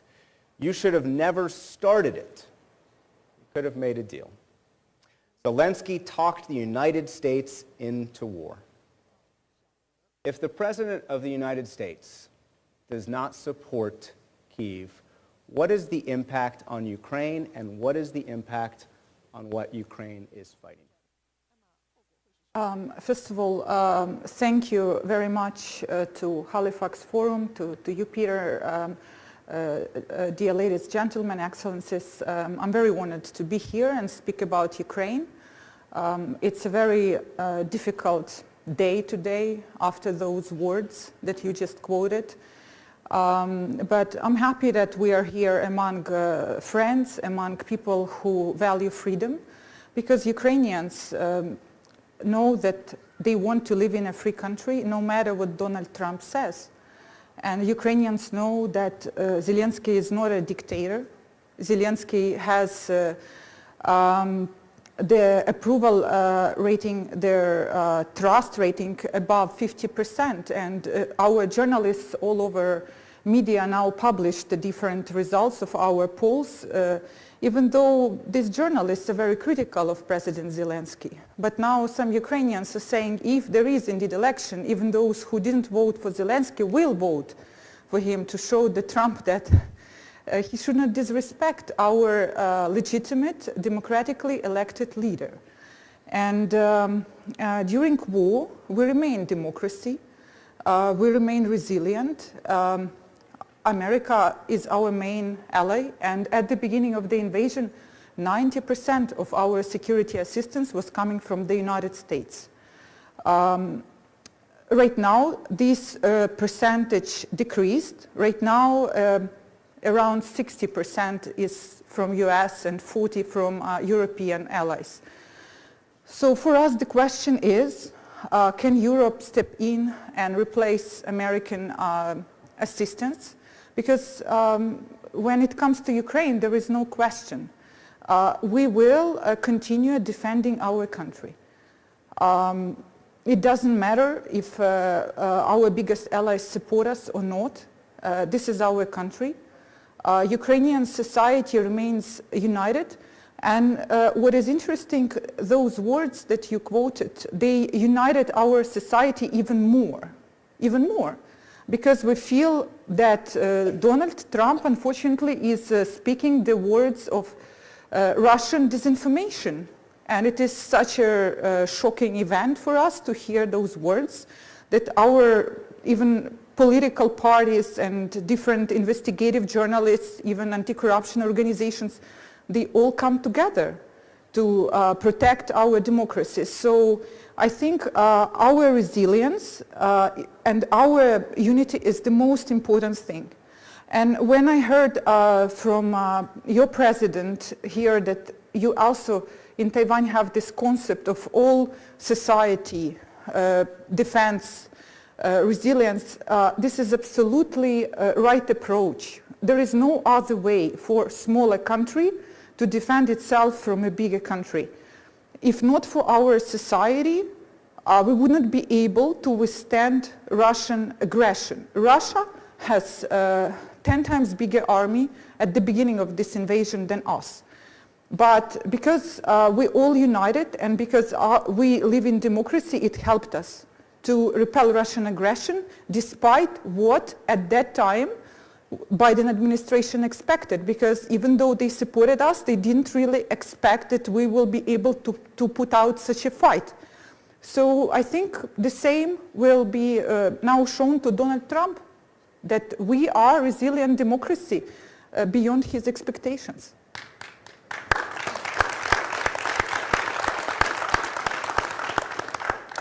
Liam Maxwell, you and your team were vital for Ukraine in the early days. You helped Ukraine migrate critical digital infrastructure into the cloud, and you also helped Ukraine's largest bank do something similar. Why is saving Ukraine's democracy important? Very great, Matt. Sorry, my hopefully check. That's on now. Check. Yep, check. Great, thanks.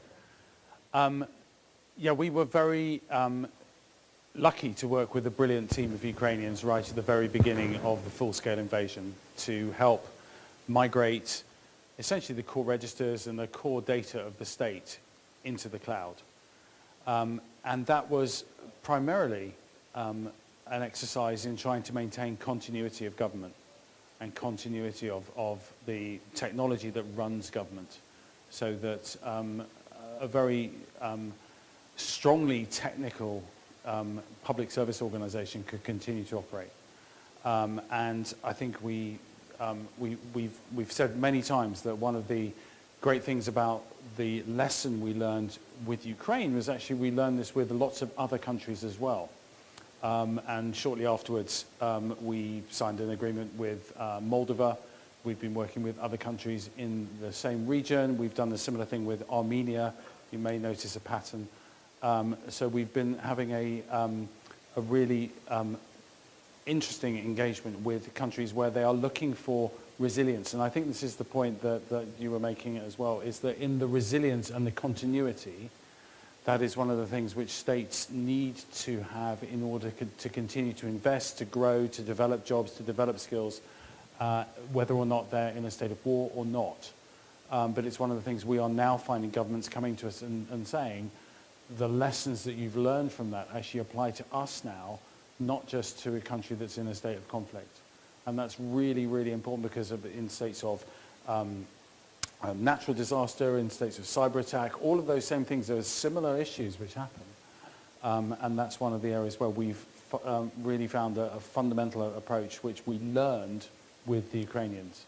And I think I need to put on the record here really quite early that one of the reasons why it worked, and this is one of the things which has a parallel with Taiwan, is that there's a tremendously capable, highly educated workforce, population in Ukraine, the same in Taiwan, which means that the ability to adapt and to become resilient is something they found easier than other governments may have done. And I think it's that investment in skills and investment in capability, which for years Ukraine did and pursued, is something which is, as we look as the long-term lessons from this, that's one of the things I would really point out. Peter MacKay, you are a longtime supporter of Ukraine, you're a longtime supporter of Taiwan, and we'll let you get to Taiwan in a second, but I want to ask you about Ukraine first. What is the impact if President Trump fundamentally turns toward Moscow and away from Kyiv? It's devastating were that to happen. In spite of the words that the President has spoken, I don't get the overwhelming feeling that that is the broad-held sentiment of people in the United States of America, North America, or among the Western allies.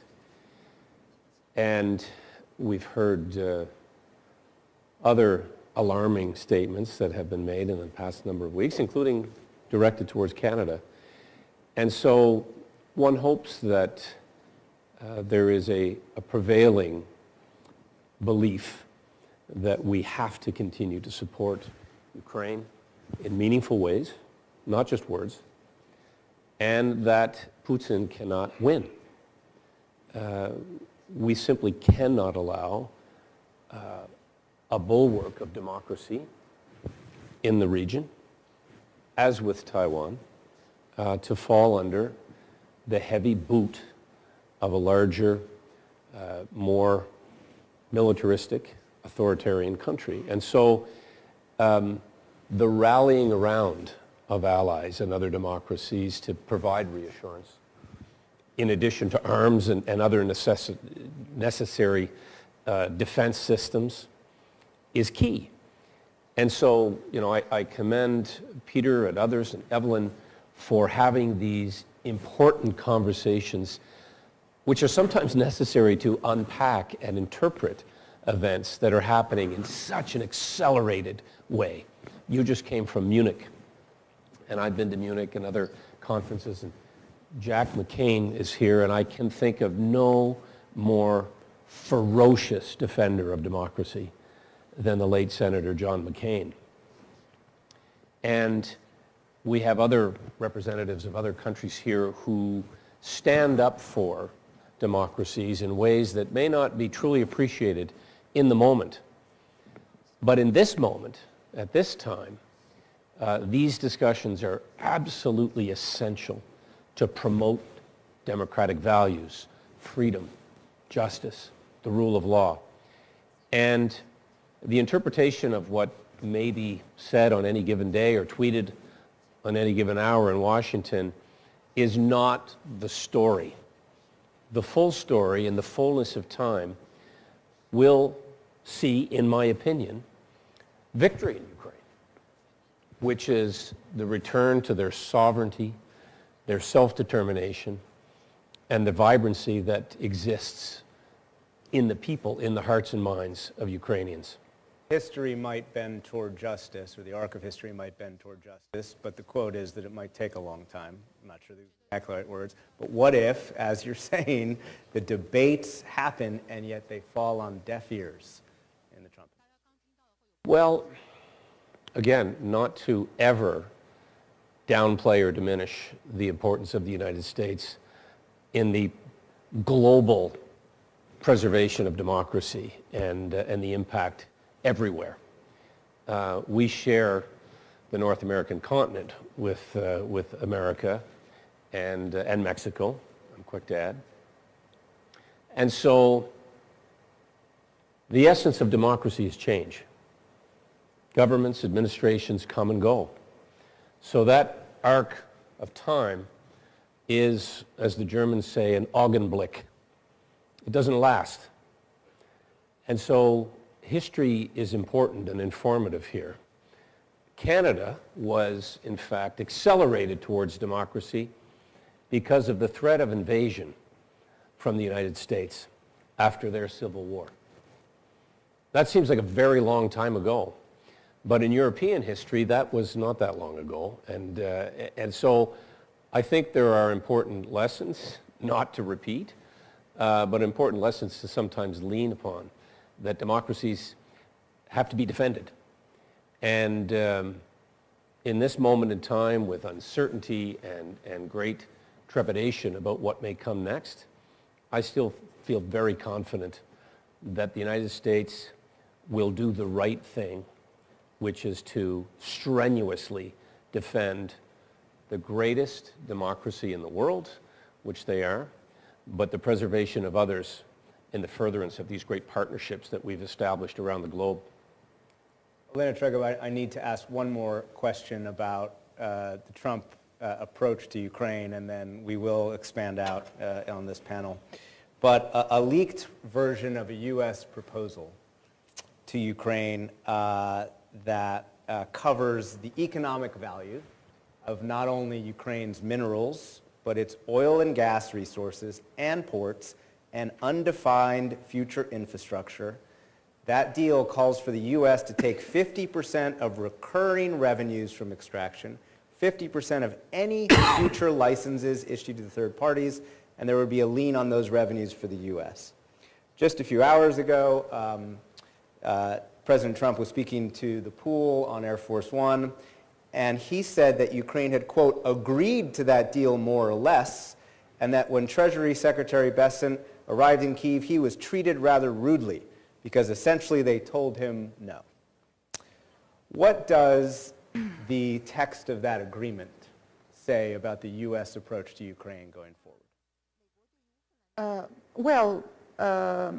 From what we can see, what is publicly available, the text of the agreement is definitely a non-starter, because any Ukrainian president who would sign something like that would not be even considered legitimate leader of Ukraine by the people, because the conditions are such that we basically give up all those resources and revenues from existing and the new resources that we still need to explore, and in exchange basically we don't get anything. We just, it's a retrospective payment for the previous security assistance, which Donald Trump in his statements exaggerates like 3 or 4 times. And this is not a fair deal.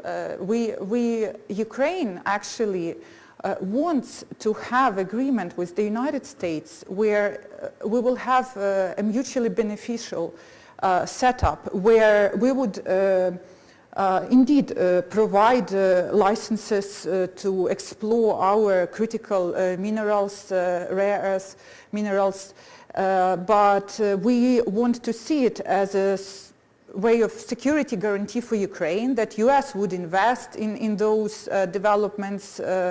US would also invest in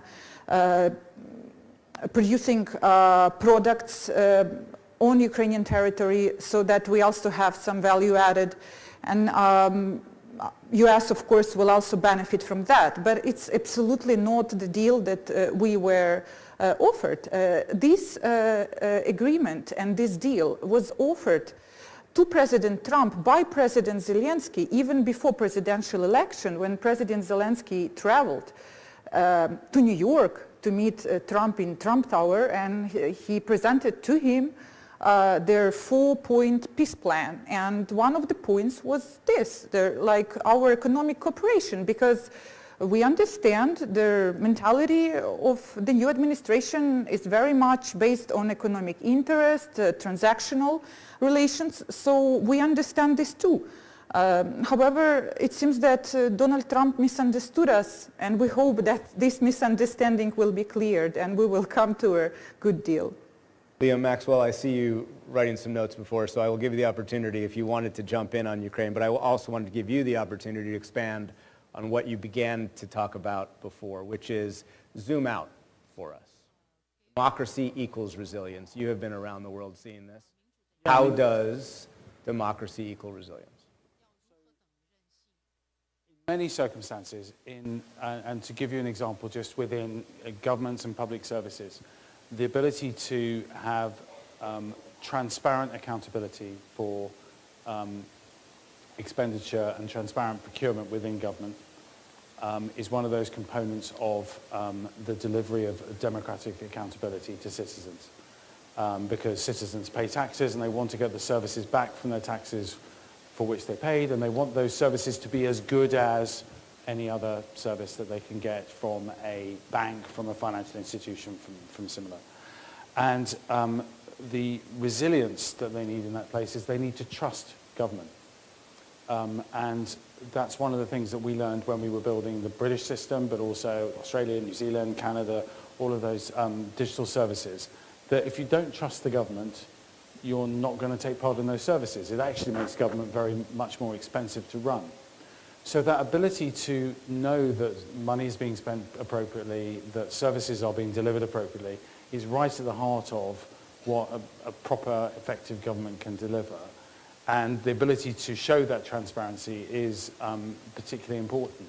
Last year we commissioned a report from the Open Data Institute, which is the fundamental part of the transparency movement, to identify where those changes happened. And it's interesting because Elena won't know that this is the result from it, I would imagine.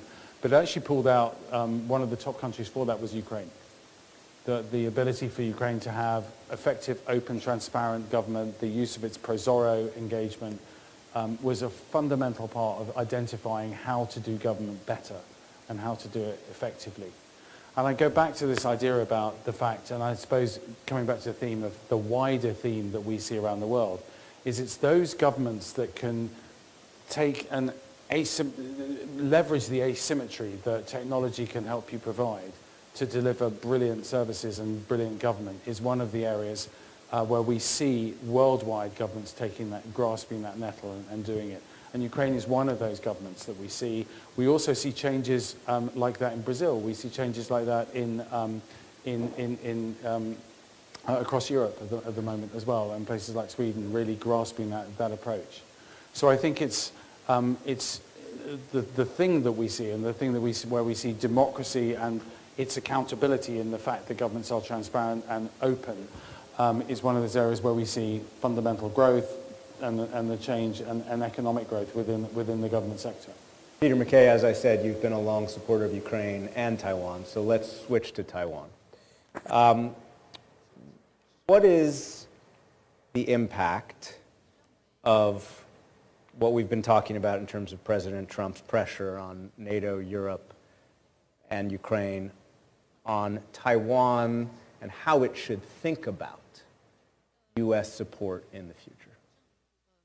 Before I come to that, I just want to quickly pick up on Liam's last point about how technology, which is so vibrant here, but also in Ukraine, and how that embrace of accountable government and the ability of the citizens to interact with their government, I believe is becoming more and more important to the preservation and the promotion of democracy, because it underscores people's belief in their government or not.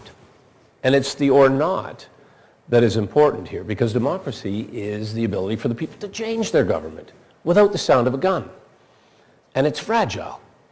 And it's not certain always. And democracies are frail. And of course, as Churchill famously said, the worst except compared to all the others. But But democracy has to be fought for at times too. And here in Taiwan, I think we're seeing some of the similar anxieties, and we're living in this age of anxiety, but the anxiety over what may come as a result of changes happening far from their shores, but that assurance of protecting democracy seems to be receding.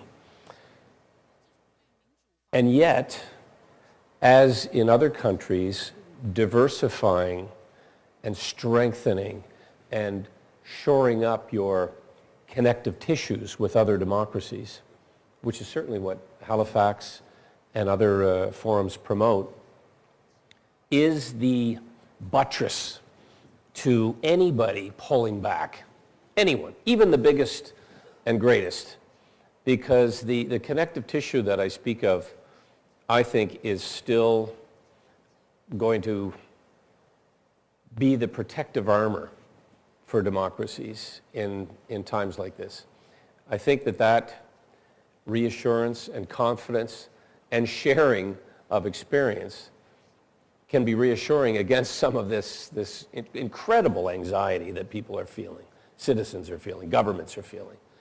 So, to your question, Taiwan needs to look to other countries as well and needs to strengthen trade, exchange, military. I mean, I note that, again, a little self-promotion here for Canada, we have the HMCS Ottawa traversing the Taiwan Straits. That small but important symbol of protection of this democracy has to continue, but has to expand and has to become more obvious, more prevalent. And at the same time, I do strongly believe that the spontaneous utterances that we're hearing do not really denote the massive shift in policy that is going to undermine democracies around the world. I don't want to believe that. And I do believe that the institutions of both the United States and other countries will prevent the complete collapse or even massive erosion of democracy. Those institutions will hold strong. But you're saying Taiwan needs to diversify because why? The U.S. is no longer, as Secretary Hegseth put it, the guarantor of security. Not the guarantor perhaps that it was 2 weeks ago, but a guarantor nonetheless, because we're not into a shooting war, we're not into invasion. And look, just to put it in a recent perspective, when Russia first invaded Ukraine, it was 2014, it was Crimea, was the first, but it had been going on for years before that. In the same insidious way, I say in this forum, that we are seeing the type of cyber attacks that all countries are under, including our own. Foreign interference is a very real issue. So it isn't just the crossing of international borders, it's the use of technology, quite frankly, that is a very real threat to all democracies. Once again, on the positive side, the shared interaction, and with great minds like Liam and others who are able to use technology not to weaponize, but to defend and to push back in very meaningful ways. We have the most sophisticated, informed generation in world history, and they have the information in the palm of their hands. That is going to continue, and countries like Taiwan have harnessed this, in my estimation, like no other. They also have TikTok in the palm of their hands, though, too. So. They do, which is going to be limited, I suspect. Elena Tregub, you started talking about this before, but lessons for Taiwan to take from Ukraine. You work on anti-corruption, you work in civil society. What civil society lessons does Taiwan need to take now to become more resilient whenever the crisis hits? Yes, thank you for this question, because we believe in Ukraine that the reforms that Ukraine underwent after Revolution of Dignity after 2014, they actually helped us to withstand Russian aggression. What we did, we opened up, and this is the lesson I guess that we can share, that the state, even the government institutions that are working in a very sensitive sectors such as defense and security, they should become more transparent and more open to include society. In 2019, with the help of my organization, we adopted the law on national security of Ukraine, where we stated that society is an integral part of defense for Ukraine. And it includes everything. It includes democratic civilian oversight over military, over defense spending. It includes participation in defense of the territorial forces which were created after the invasion, when civilians form the units to help the army in case of their beginning of the war. It includes also a participation of society in defense reform, participation of society in building up their defense industrial complex. In Ukraine, society really entered this sector and helped to protect our country, helped to fill the gaps that our government had. We are a young country, young democracy. Our state, even though it is functional and resilient, it still lacks a lot of capacity. It still is sometimes not very institutional when it comes to big security functions. And you know, we have huge funds in Ukraine who started collecting money from society to buy drones. Then we had think tanks who helped draft reforms to help us adjust our military to NATO standards more, so that we have more horizontal army, command-driven army, where people can take decisions in a more decentralized way. When they are facing dangerous situation, they don't wait to hear what the top official says. They are agile. And this is what really saved us. And I think this is what Taiwan should do. They should really try to build this cohesion. When I explain the way Ukraine works to our partners, even US are surprised when the inspector from Department of Defense, Mr. Storch, who is overseeing security assistance to Ukraine, when they come and when they learn how much society has oversight over defense spending. We created Anti-Corruption Council of the Ministry of Defense. We participate in this monitoring of Prozoro platform, which you, Liam, mentioned. All non-lethal procurement goes through Prozoro. And we even created supervision over lethal spending. When they learn about it, this is unprecedented. Pentagon doesn't have it. European countries don't have it.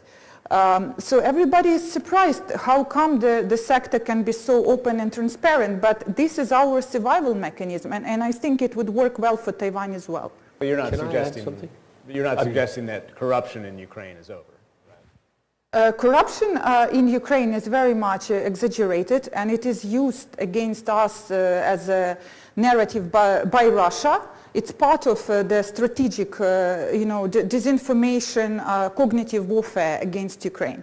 Of course, we have so many anti-corruption investigations because we have so many anti-corruption institutions. We have a system where all government officials declare their assets, where we monitor all procurement, and sometimes, very often, where we see inefficiencies, Ukrainians immediately say, oh, it's corruption.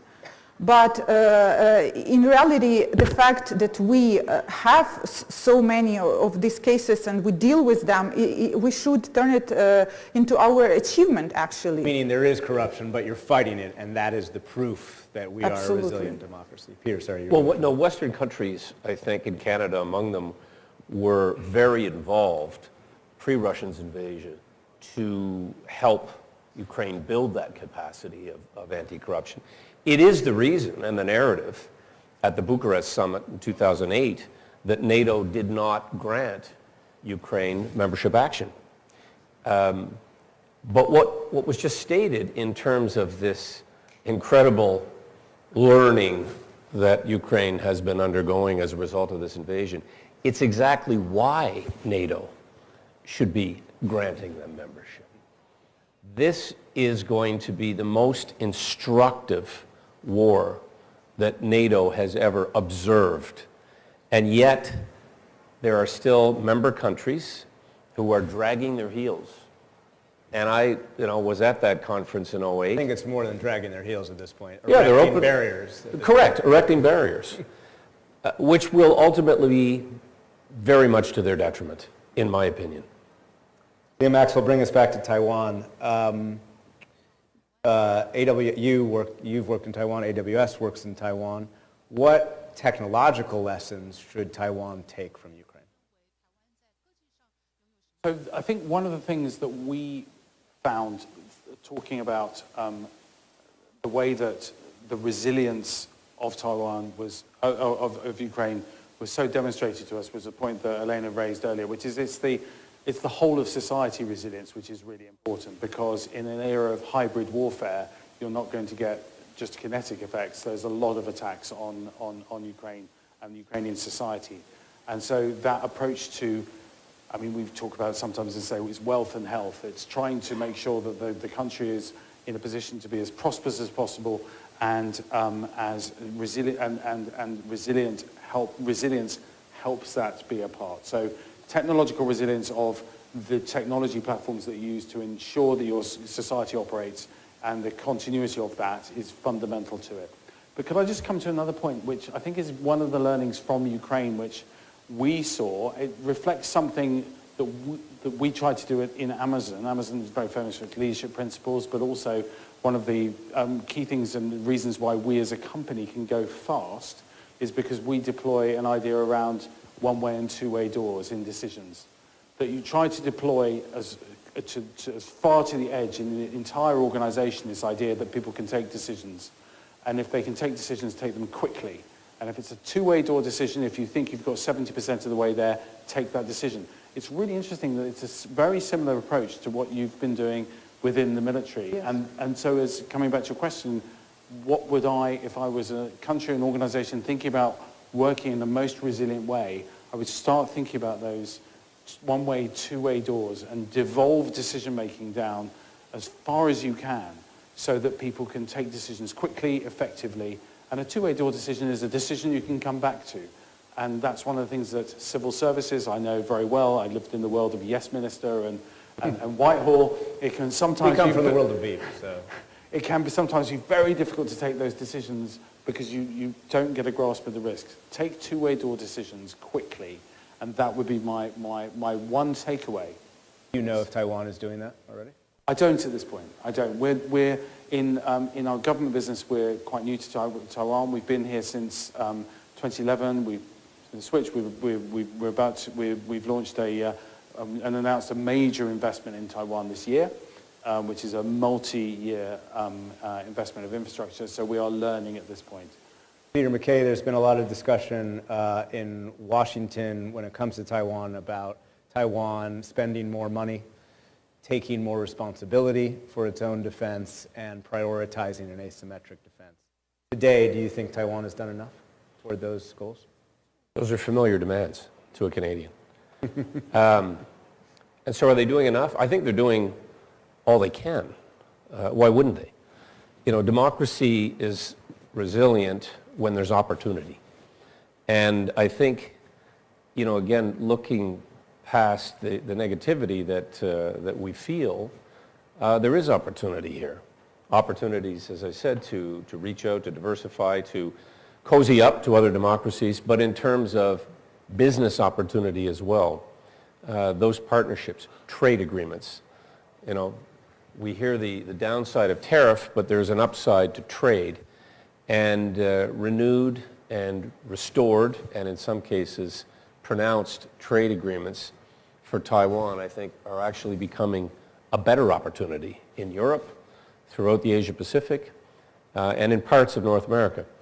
So I know exactly what it feels to hear that your country is not doing enough. We live in sort of a splendid isolation, I think, in North America sometimes. But we have vulnerabilities in our country as well. North America in the Arctic region is now becoming a very real vulnerability. And for that reason, and again, we have aggressive neighbors who, if we're not in Ukraine, would very likely be just across the water in the Arctic, menacing Canada and North America. We also see China expressing a very real interest in calling themselves a near Arctic neighbor, wanting to traverse the Northwest Passage, part of which is internal Canadian water. And so are we doing enough? I would say, again, for emphasis, we're doing all that we can. We want to do more. Democracy is also predicated on a performing economy and your ability to generate wealth, to be competitive, to send products. In the case of Taiwan and Ukraine, it's very often technology. There's another parallel because Ukraine was a very, very forward-leaning part of the world when it came to aerospace and defense. We used Ukrainian helicopters in Afghanistan. And Canada, on the other hand, has God-given wealth of resource, oil and gas in particular, but foodstuffs, grains, things that we can send into the world where they're needed most. And so that allows you to generate more, to put into your aspirational goal of 2 or 3 or 5% of your GDP spending on defense. And so I think you're going to see greater emphasis and recognition of the geopolitical shifting sands that will force countries to do more. But that also means more trade, more opportunity, and more wise investment for their own sovereignty protection and projection of sovereignty and democracy for other countries. So is Taiwan doing enough? Taiwan, I think, can and will do more, as will Canada.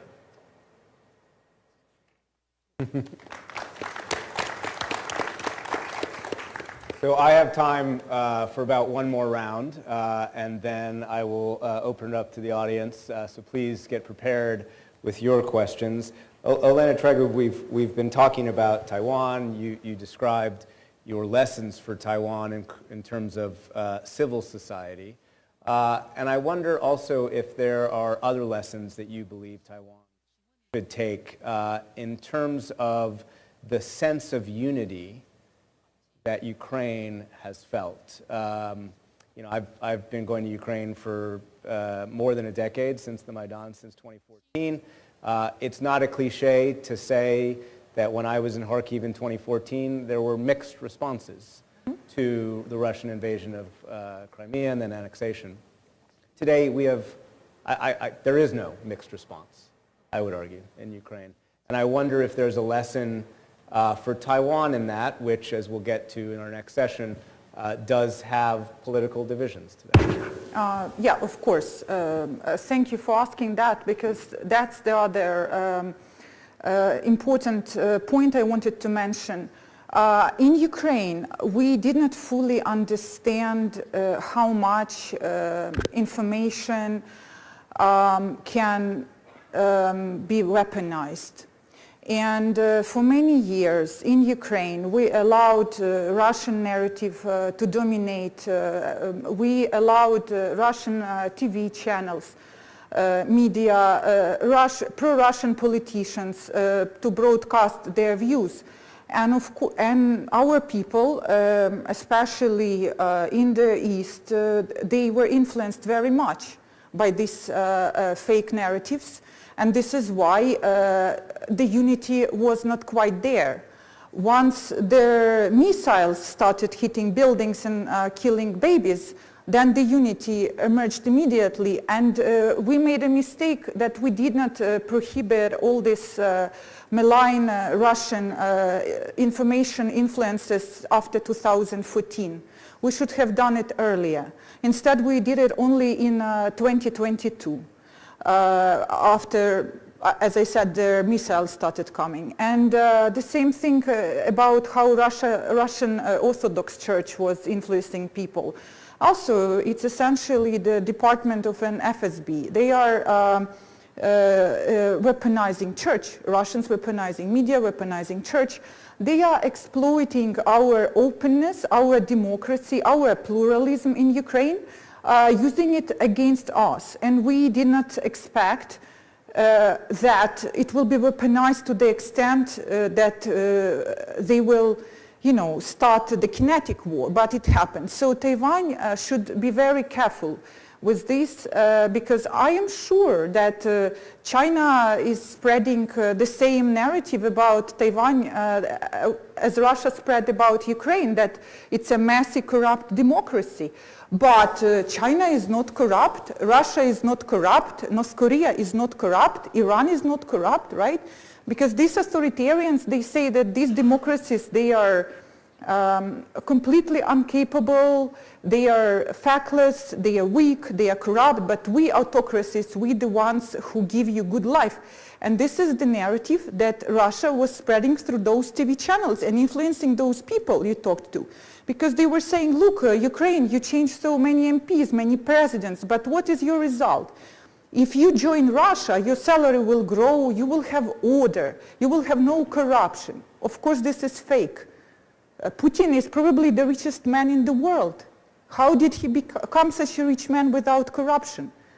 But nobody talks about it because people who talked about it are dead in Russia. And this is the lesson, I think, very important, that information matters. It's a cognitive warfare. And you should be preparing your society to resist this warfare. Liam Maxwell, let me ask you a pointed question. From where you sit, what would be the impact if Beijing invades, blockades Taiwan? I think the effect on supply chains would be extremely severe at that point. And it's something that we hope would very much not happen, I think. We all saw what happened, think about what happened during COVID, which interrupted supply chains a small amount. And then think about what happens if you actually start to interrupt the supply chain of things where only only the components of some things are only made in Taiwan. So that is a major change. And that brings us back to that idea about societal resilience, nation-state resilience, not just in Taiwan, but also in countries around the world, is to sit and understand and game out what happens when you're faced with these questions. I work with governments around the world. I work with about 60 governments. And we have engagements with them where the questions that are coming back from those customers to us now are help us understand what happens if something goes wrong. Help us game out what happens if there is an incident, if there is a natural disaster, if there is a cyber attack. Because going back to my previous point, the trust of the citizens in the society is that you're a government, that your systems work, that they'll be there. If I need to get my benefits paid, they will be paid on Friday. If I need to have a health appointment, it's going to be there. If you have those things in place, if you have the continuity of government that's possible, that means the heavy lifting of running a society has been resolved. And I think it is really incumbent on all governments to try and be in that position where they are resilient, able to have continuity of government. And I would say an example of that was the education system, the university application system in Ukraine, which my team put together, which meant that anybody, no matter where they were in the world, could take their Ukrainian university entry exams. And that was not a sign of defiance, it was a sign of strength to say, we're still here, we've still got a government, we're still working, and you can still, life carries on. And that's actually one of the most powerful things that we can help people provide. Again, this is my final question, and then we'll turn to the audience. Peter MacKay, forgive me for bringing it back to Trump, but I think this will give you an opportunity to perhaps say in something a larger point. When the President of the United States argues it's okay to annex Greenland on the basis of national security, including using military force, when it's okay to use economic force to perhaps force Canada to become the 51st state, does that erode the moral ground, the moral high ground, to argue that Beijing should not invade Taiwan? Well, look, firstly, Canada's never going to be the 51st state of the United States. As much as we admire and partner with and work with on so many levels, it's just not in the cards.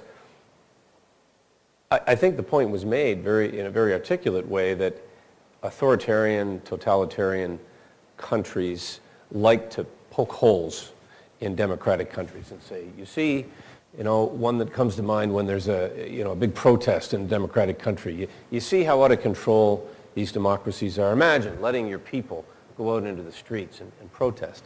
Well, what happens in totalitarian countries like Iran, like Russia, like China, is that they crush the people. They arrest them. They eliminate them. They disappear. And this is what is the real narrative. And the people in those countries that crave democracy, that civil societies that promote it, the use of communication that tells those in non-democratic countries what's really happening in the rest of the world. It's why the media are so important. And I'm not blowing smoke, but it is so important to get those stories out. Does it justify or in some way mollify China invading Taiwan to say, look at what the President of the United States is saying about Greenland, Denmark, Canada, Panama? No, absolutely not. There is no moral equivalency. Number one, these are musings. These are mouthing words, not actually sending shock troops into the streets to crush democratic expression. The very essence, the very lifeblood of democracy is people's dissent and their willingness, ability to express that to the people who they've elected, who they can unelect. And that's, that is, as I said before, not only fragile, it can be fleeting. We saw one of the most tragic examples in my lifetime of what happened in Afghanistan. They had for a brief moment a taste of what it would be like to go and mark a ballot without a gun. And so I think the hard lessons of democracy are that indeed it is worth fighting for. It is worth also reaching out to other democratic countries, as flawed as they may be, and saying, help us. And the last thing I'll say is when your friends and partners pull back, and when they very deliberately say, we don't want to be your friend anymore, you have to find other friends. And you have to work hard sometimes to keep those friendships up so they don't pull away. But if that is the determination, then you simply have to wait for cooler heads to prevail and go out and fortify your other friendships, because they're there. There's a lot of countries who I know are very much interested in engaging in meaningful relationships. And that's what it comes down to. Relationships that are built on trust and the knowledge that they have your back when you need them most. On that note, let's open it up to the audience. I'm just going to look around and just see where our hands are, make sure I don't miss anyone. All right, so we'll start on this side and then we'll come around.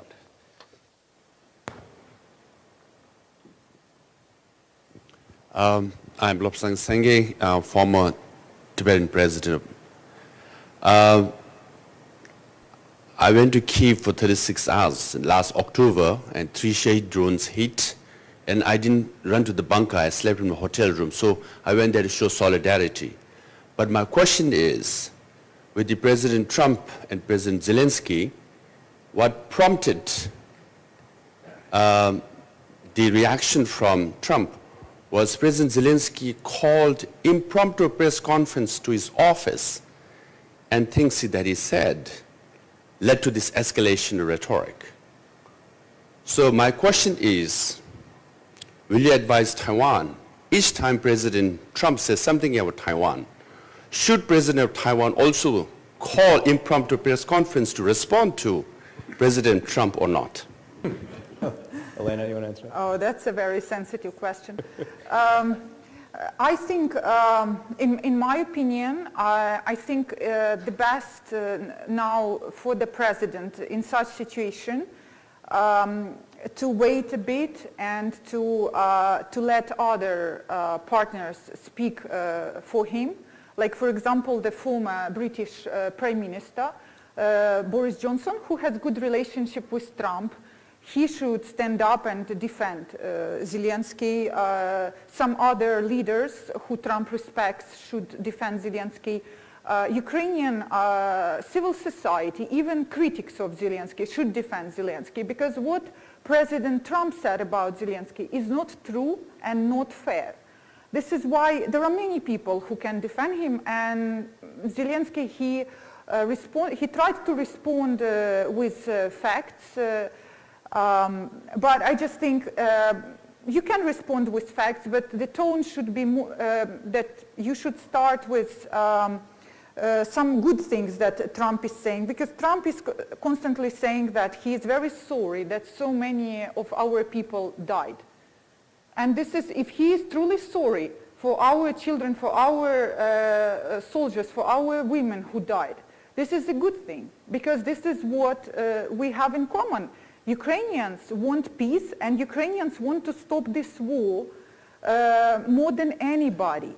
But Ukrainians understand that the deal that Trump is considering signing and that pushing us to sign may lead to more bloodshed and may lead to more dead Ukrainians. So if Trump is sorry about dead Ukrainians, he should make sure that no more Ukrainians will die. And right now, his deal actually is the opposite of that. And so this is why we should try to find a common ground with him, even though these words that he's saying are painful and unfair. All right, keeping moving across the room. There was a woman here, yeah, right next to the cameras here. And then I'll keep shifting and I'll come back. Yeah, okay. So good afternoon. I have an hypothetical question. Please introduce yourself. Yes, my name is Alicia Garcia Herrero. I'm a Southern European based in Taipei at the moment. My question is the following. It's about friendship. And this is the hypothetical question. What if your friend isn't there? Can we find friendship without the United States of America or without his president? Can we do that, the rest of the world, to support Ukraine, to support Taiwan? Can we do it, or do we have to give up? I'm not sure it's a hypothetical question. This is exactly what you were addressing at the end, so take that on, Peter. I mean, you always want the United States to be your friend. And I think the vast, vast majority of Americans that I've encountered in my lifetime and through politics and otherwise have a real affinity for other Western countries, Canada included. And so you can, I think, you can simultaneously pursue those friendships and that attachment and partnership that we crave, but also perhaps at various moments in time, this being one of them, lean on others. And you can't respond, just to go back very briefly to the question, you can't respond to every sling and arrow that comes your way. You can't. You got to govern. You have to make important internal decisions and external decisions. And if you're just responding to one, albeit very loud voice, it's going to have, I think, a detrimental impact over time. There's an expression, roughly, you can't fight with a skunk, right? You'll get smelly and the skunk likes it. So there's no point, in some cases, responding each and every time there's a rhetorical thunderbolt that comes out. But I think there is enough resilience, to use that word again, amongst the Western allies to continue to strengthen the ties that bind. There was a hand right on this side. Yeah, please.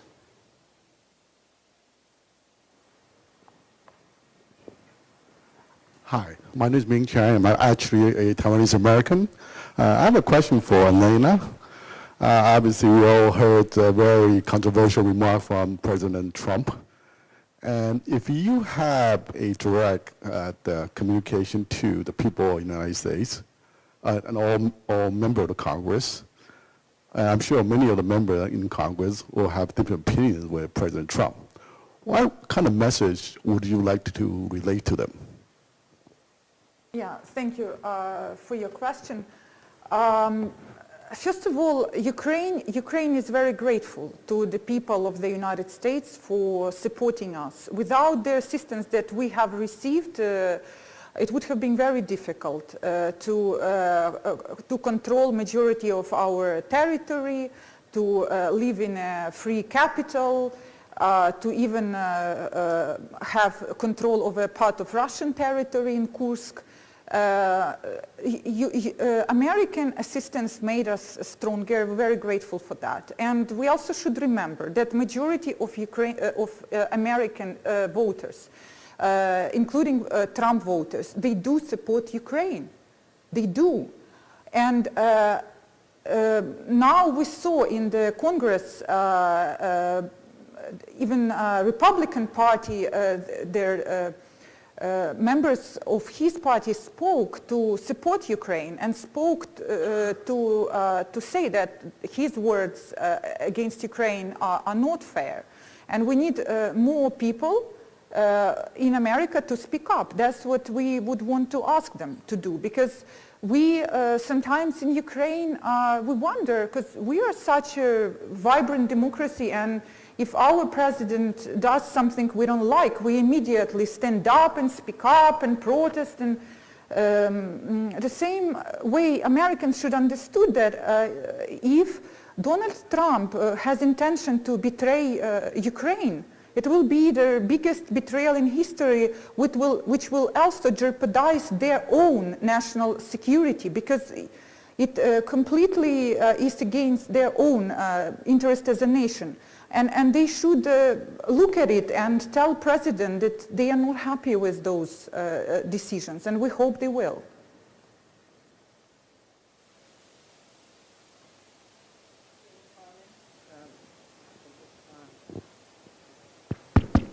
Jane Harmon, former member of U.S. Congress, and very disappointed in the timidity of my former colleagues on this topic.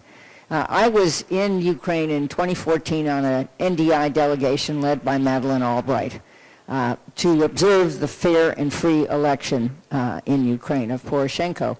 And I remember Madeleine commenting that Russian penetration of Ukrainian TV was enormous. And in spite of that, it was a fair and free election.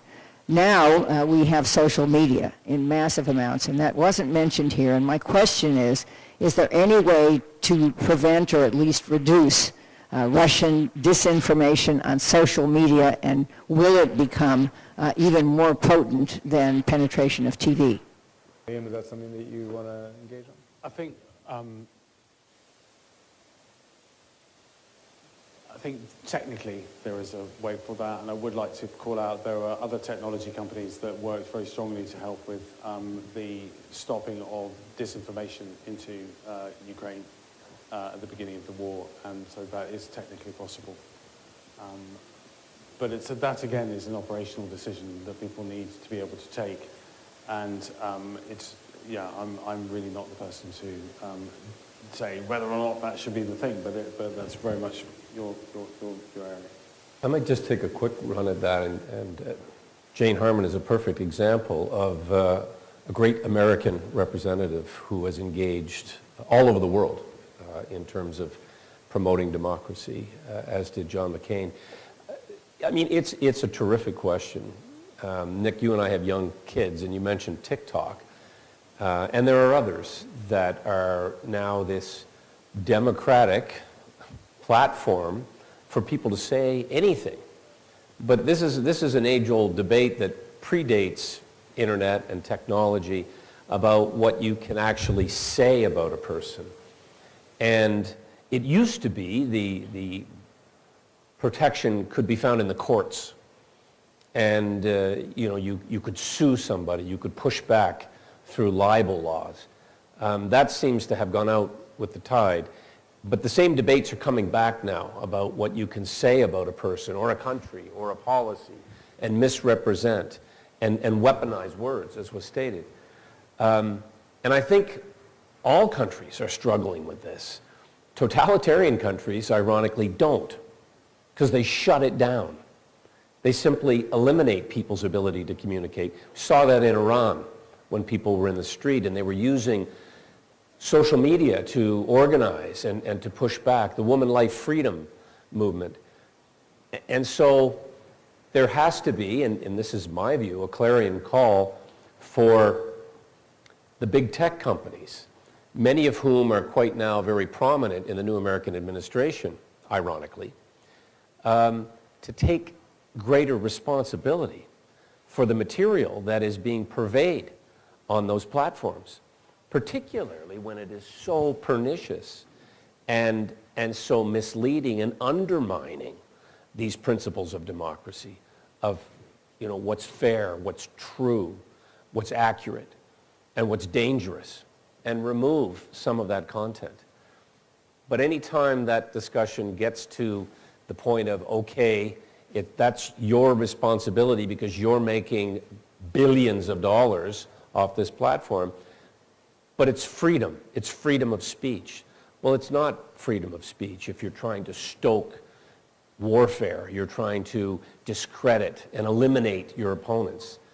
And I don't think we've advanced nearly far enough in that discussion in all our countries. Intelligence officials on background criticized X for not having any filters for disinformation, but they did so before the election. I haven't heard that call from them Can since. I add just briefly about X, because just quickly, and then I want to get to one more question. Just very quickly, what we've noticed, like in recent months, the Ukrainian voices on X and pro-Ukrainian voices, they went down and they became less visible. And we wonder, is it okay that the algorithms of X are not transparent?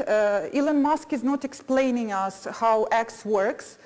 So is it some fair algorithms that brought Ukrainian voices down, or is it manipulated now by the Trump closest advisor? And this is, we're not even talking here about Russian social media like Telegram, which are like highly dangerous, but you see there are these issues even in the United States which you addressed, and they are not addressed in the US. All right, I think we've got time for one more question. Nancy over here at the end. Let me just make sure I'm not missing anyone. Okay, let's try it. Let's do Nancy right here, and then I'll try and come back. Yeah. Yeah. Hi, Nancy O'Kale. I'm the president of the Center for International Policy, and thank you so much for this fascinating conversation and candid discussion. Elena, I mean, what you've mentioned about the unity in Ukraine in response to the threats or the comments from President Trump is really admirable, and the resilience, and even saying like even the critics are now united. And we've seen this around the world, like from other countries that, have felt and sensed that kind of threat. However, at the same time, left for so long, that could be a recipe for repression and authoritarianism. It's like the saying of no voice should be louder than the sound of the battle. And how concerned are you that this could be a slippery slope towards, giving up freedoms and also, a vibrant democracy. And this happens everywhere, like even in the United States after 9/11, it's like people were willingly giving up their own freedoms and allowing surveillance because there's the external threat. Thank you. Yes, thank you for this question. No, I'm not worried about it. When I read some articles that are expressing concern that Ukraine becoming authoritarian, or when Donald Trump calls Zelensky dictator, I just laugh because in Ukraine we have so many voices that are speaking against Zelensky, against the current Minister of Defense. We have so many investigative journalists, and nobody is disappearing like in Russia. Nothing happens. People can speak even during the war. I receive phone calls from Ukrainian national radio, which is state-owned, and they ask me, do you think our Minister of Defense is bad? Is Zelensky a bad president? They ask me questions like that during war. I'm sometimes amazed myself, you know. At the same time, people think that we will become autocratic. No, what is our real danger is that we will have divisions in society and start fighting from within. This is a bigger threat that we have in Ukraine. And this should be avoided. On that note, I think that's, unfortunately, we're about out of time. So on that note, I think that's a good note to end on. So Elena, Liam, and Peter, thank you very much, and thank you guys.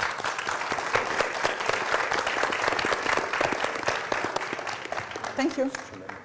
Thank you very much. Thank you. Thanks, Liam.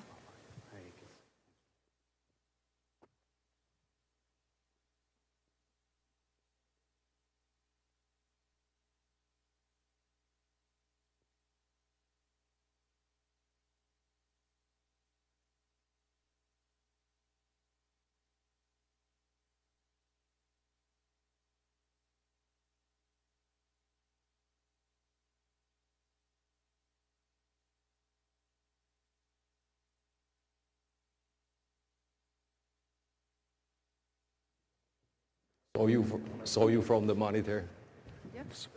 Thank you. While we let Joseph Wu come, those of you who attend Halifax every year know that I do this brief, and Joseph will now see this as he walks in. Good to see you. Thank you very much.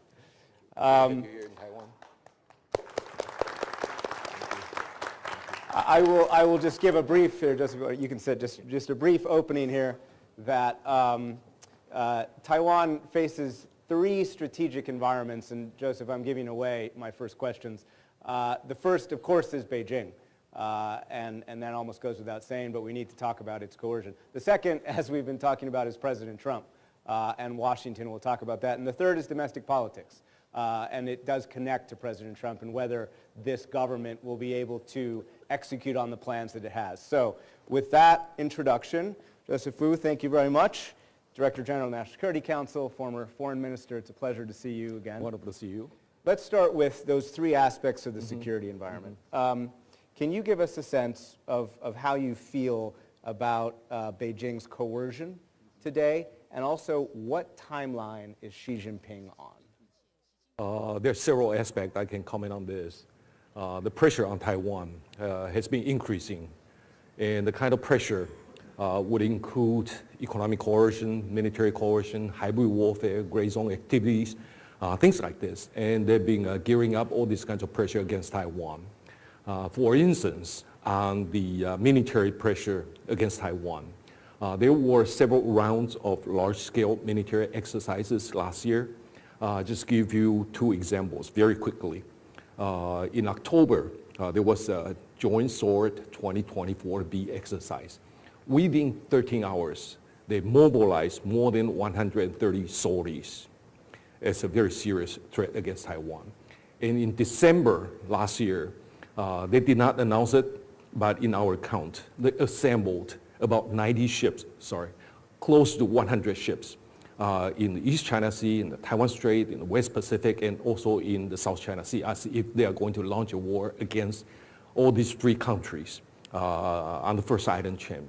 So the military threat against Taiwan is increasing, and it is something that we have to deal with. But other than that, there's also hybrid warfare. Right. You mentioned about disinformation, TikToks, things like that. And Xi Jinping's timeline? On this issue, I'm not Xi Jinping aware. I don't work in Zhongnanhai, so I cannot speak for him. But we understand that there's a lot of talk in China or in the international community that maybe there's a time, like 2027, the PLA is going to invade Taiwan. Or Xi Jinping, I believe the U.S. intelligence assessment is that Xi Jinping has asked the PLA to be ready exactly. to invade. That is more exact in the information. We saw that Xi Jinping has demanded that the PLA needs to get ready, but he did not mention about the get ready and then they will invade. But the most important thing for us is that, seeing the case in Ukraine, we know war is a disaster for everybody, especially if there's a war involving Taiwan and the semiconductor supply chain is disrupted, or the maritime transportation along the Taiwan Strait is disrupted. It would have a global impact. I know there's a study, very good study, shows that there will be about 10% GDP, global GDP affected. So under these kinds of circumstances, the primary objective of Taiwan government is to stop war from happening. We don't want that. I don't think international community needs that. And in order to stop that, we need to have deterrence. We need to strengthen our defense capabilities, and we need to have international friends. So for that, for Halifax to bring friends to Taiwan to show support is highly appreciated. So let me ask about the second aspect of the strategic environment you face, and that is Taiwan's most important friend.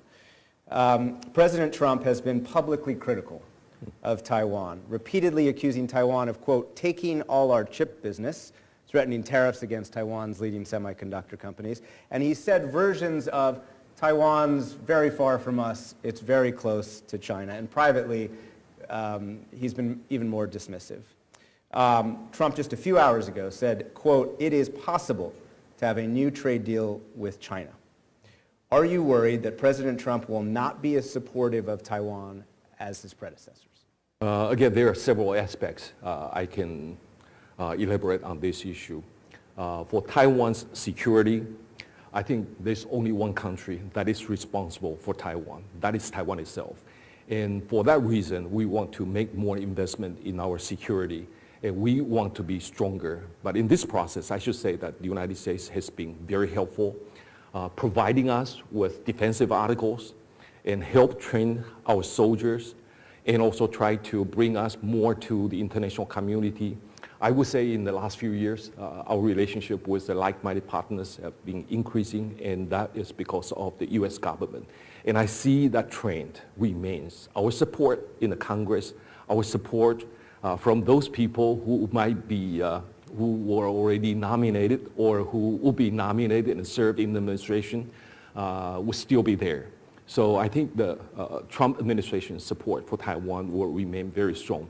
But for the issue that you just mentioned, the economic relations between Taiwan and the United States, even though there was some mentioning that we stole American jobs and we stole American chip businesses, I need to stress that if you look at the TSMC, they started from scratch. There was some help from the international community, of course, but they continue to excel themselves. We did not steal anything from anybody. And Taiwan has been very honest in doing business with the international community. I know there's a guy who has been stealing stuff from us, from the United States, and from others. And that is that big fat bully from our neighborhood.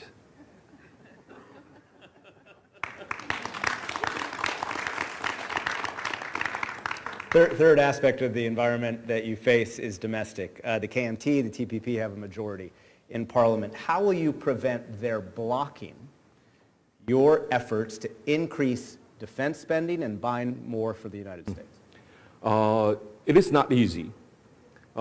Sometimes it is very easy for me to discuss security relations with our friends around the world, but it is always difficult for me to comment on domestic politics. Taiwan is a democracy, and natural things come in a democracy.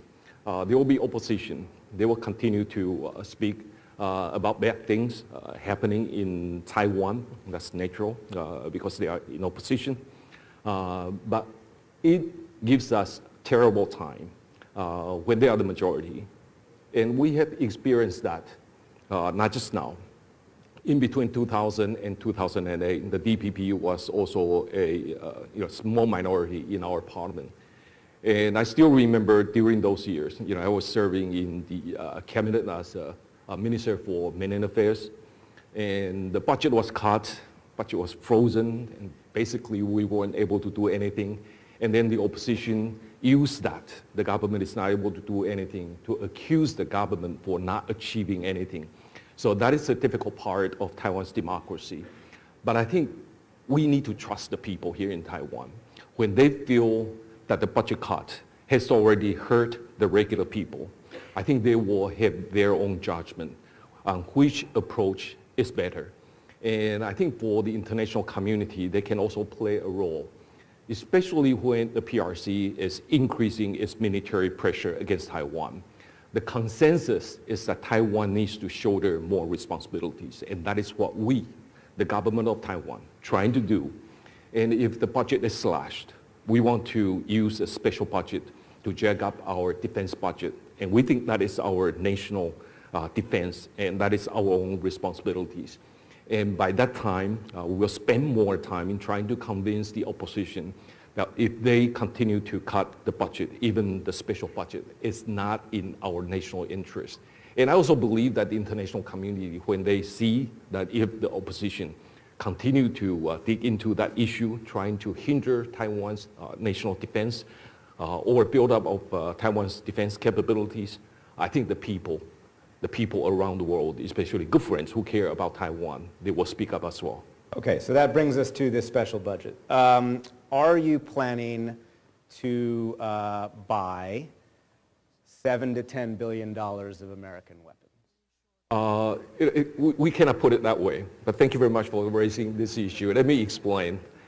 We need to think about how to defend Taiwan, which are the best systems that we can acquire. And for that issue, we need to discuss with good friends in the Pentagon, in the National Security Council, for them to exchange with us on what kind of systems are the best for Taiwan to be able to defend itself. And since the Trump administration is so new, and most of those officials at the level that they engage with us on a daily basis are not there yet, but eventually we will get together and discuss on this issue. There may be expensive systems, there may be cheaper systems that are small, in large numbers, and also very effective, but we will discuss with them on those things that Taiwan will need to defend itself. But of course, we also have our own desires, especially in facing gray zone challenges by the PRC on the daily basis. Some of our systems are getting old, some are getting fatigued, and therefore we need to discuss with the United States on the possible systems to deal with the gray zone activities as well. But with all due respect, the people who are in charge of the National Security Council are, frankly, your friends, people you've known for a while, as the head of the Secretary, the head of the State Department. So with all due respect, are you planning a big weapons purchase, given that you already know what those officials want you to buy? We want to discuss in more detail before I can say anything about the kinds of systems we're going to buy. And you are exactly right. Some of those people who are in office already are very good friends of Taiwan, big supporters of Taiwan for their life. If you look at the National Security Council, beginning from the National Security Advisor, Deputy National Security Advisor, senior directors, not just singular, it's multiple, senior directors, they are all our good friends for a long, long time, and some are personal friends of myself and some of my colleagues over here. So with this very good lineup in the National Security Council, who work very closely with President Trump, and also in the State Department and the Defense Department, I think Taiwan is in good position. Let me expand the question out, because President Lai on Friday promised to balance trade with the United States. Right now, you run a trade surplus of $73.9 billion. On top of whatever you decide on weapons, is there a basket of purchases that you can offer to President Trump? Farm products, LNG, et cetera, and how much? Thank you very much. We don't have the detail yet, but we are working on this. Buying from the United States is not giving the United States. It's a fair trade. And if the United States has a very good product that Taiwan happens to need, and that will be the items that we will be thinking about.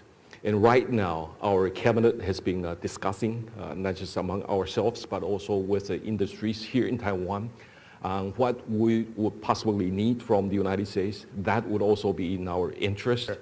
So in our calculation, we may buy more industrial products.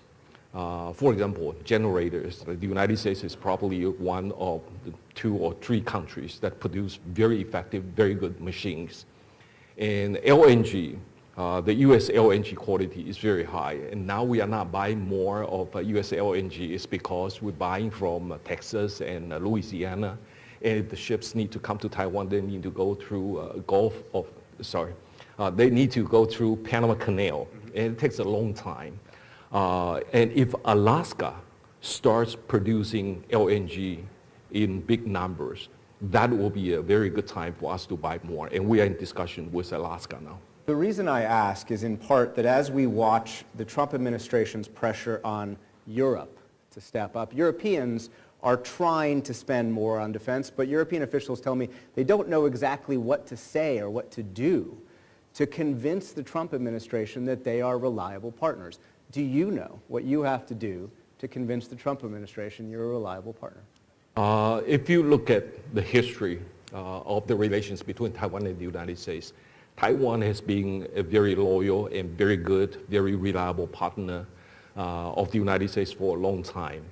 And I still remember when President Trump was in office for the first time, Trump first, their standard way of describing Taiwan, and I still remember in my head so clearly, Taiwan is a democratic success story, a reliable partner, and a force for good in the world.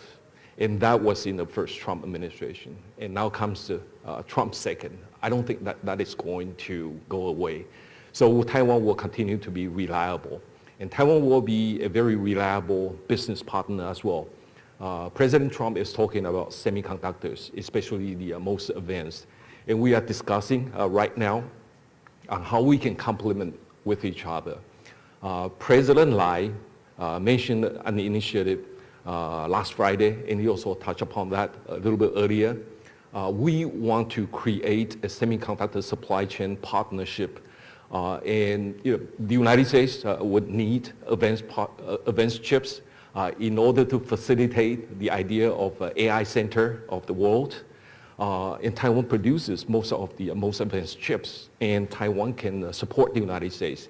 And other than that, Netherlands has very good machine tools. And Japan is also very good. And the United States is very good in IC design. And there are other countries like Lithuania. Their laser technology is very good in the semiconductor industry for the cutting of the wafer.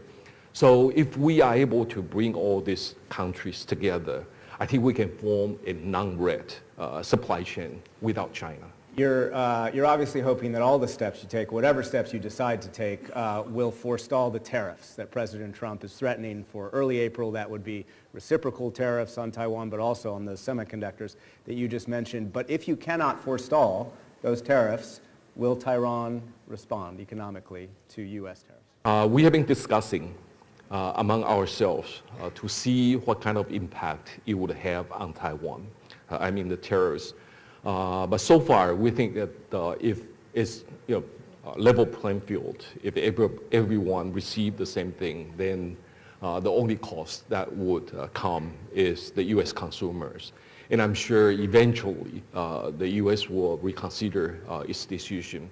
But right now, we are still trying to get more information on what might be coming, and so that we can make adjustment in our economic structure.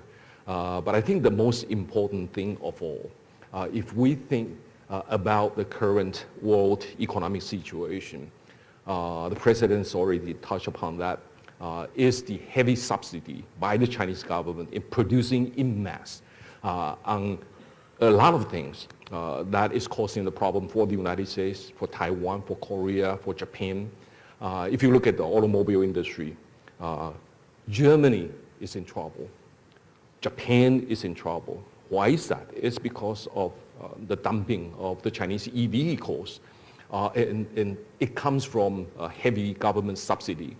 And if you look at shipbuilding, look at the ratio of American shipbuilding and the Chinese shipbuilding is 1 to 367, and that is because of the Chinese heavy subsidy.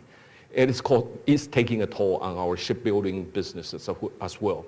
So if we understand where our problem is coming, then I think we should get together. The democracies around the world need to unite in dealing with this issue, and this is what's on our mind. President Trump and his team are putting extraordinary pressure on Ukraine, pushing an economic deal that would have given away basically half of Ukraine's strategic investments, and now pushing Zelensky to hold an election. Does that give you pause on what the Trump administration will demand in order to continue supporting Taiwan? We are watching the development in a very careful way, but if you look at the situation in Taiwan, I think we are a little bit different from what's going on in Eastern Europe. Some of the key Trump administration officials, they've been talking about pulling out of Europe for quite some time. And the objective of pulling out of Europe is to concentrate their resources in the Indo-Pacific to deal with one specific country, that is the PRC. So with that, I think Taiwan is not in a bad position. In fact, Taiwan might take advantage of it. But I think what's happening in Eastern Europe is something that we will continue to pay attention to. We know who initiated war. There's no doubt about it. And who is suffering, and we know it. And from Taiwan's perspective, we'll continue to provide humanitarian support. But at the same time, we also understand our own responsibilities. We'll continue to strengthen our defense capabilities. No one has any obligation to support Taiwan or defend Taiwan unless they find that Taiwan is in their interest. The most important is Taiwan itself. You say the U.S. Taking its foot off the gas, I believe is how you put it, in Europe might allow them to finally pivot to Asia, but what would be the impact if the United States allows for a peace in Ukraine that Russia prefers and Ukraine doesn't want, or in fact cuts off support for Ukraine? What would be the impact on Taiwan, and what would Beijing's lesson be? Well, I think that is an issue. When I saw the social media, a lot of people are talking about that, and I understand that fully. But serving in the Ministry of Foreign Affairs for more than 6 years, I know there are things I can say, and there are things I cannot say. And I'm sure you will have some sympathy for me. But from our perspective, the real thing is our own fate. And our own fate is controlled in our hands. And we should not budge. And we will not budge. And that is a word coming out of our former president and our current president, and it's our policy. For us, the most important thing is not to be a provocateur. We don't want to provoke a war. We don't want a situation that Taiwan is blamed by the international society while China attacks Taiwan. And of course, we need to strengthen our defense capabilities. At the same time, we want to make friends with fellow democracies. And right now, we see support for Taiwan from around the world has been increasing. Just look at the simple fact. When leaders of the world getting together, they started saying peace and stability over the Taiwan Strait is very important and indispensable to global security and prosperity. And they oppose unilateral change of the status quo by force or by coercion. And that makes people here in Taiwan feel so much more comfortable, knowing that we are not alone in dealing with the PRC. I've got time for two more questions, and then we'll open it up to the audience. Part of what you have done, what the Lai administration especially has done, what you call resilience, what we would call the preparing of civil society, that includes getting ministries ready for a China contingency, as it's called, but it's also warning citizens, it's warning people that this could come. But do you have buy-in from the population? 16 cities are controlled by the KMT, only 5 by the DPP. Do Taiwanese understand the threat as you're trying to convey it to them? And do you have the buy-in of the people to actually push this resilience forward? This is also very important for Taiwan. There's several purposes of it. One is that we don't want China to mistake that they can take Taiwan over very quickly, that the people here in Taiwan don't know how to save themselves. So this is the number one purpose. The number two purpose is that if there's going to be a crisis, the people here in Taiwan can sustain, and the government can also sustain. So this is the primary purpose. And we have launched this whole of society resilience project for about 2.5 years. It started by President Tsai, and President Lai thinks that it is very important, so he's trying to gear up this kinds of effort. We want to make sure that if crisis come, we have sufficient food supply, water supply, energy supply, and satellite communication, and all this. And this is a hard effort, and whole of the government has been working on this whole of society resilience project. And other than that, we will also work together with civil societies and also the local government. So there's a sequence of things that we want to do. And right now, the central government is all mobilized. Do you have buy-in from people, do you think? I'm sorry? Do you have the buy-in from the population? We are trying to do that, and the president is doing a fantastic job by creating a committee, whole of society resilience committee in the presidential office by representatives from local government, NGO, things like that, so that it can be seen by the general population that we need to be ready. The more we are ready, the less likely the war will happen. And we're trying to push it down to the local government. For your information, in a few weeks, we are going to do a small exercise in one of the local cities so that that city can be seen as a model for the rest of Taiwan, and there will be representatives from other counties or cities to come and observe. So this is our effort. And I'm sure when the local government, either controlled by the KMT or the DPP, they understand that this is very important. And I started with Beijing and I'll end with Beijing. Do you believe today that it's more likely that Beijing will one day, if it decides to do this, would invade Taiwan or blockade Taiwan? It is hard. Back to the first answer, I don't work in Beijing, and therefore it's hard for me to understand the thinking of the Beijing people.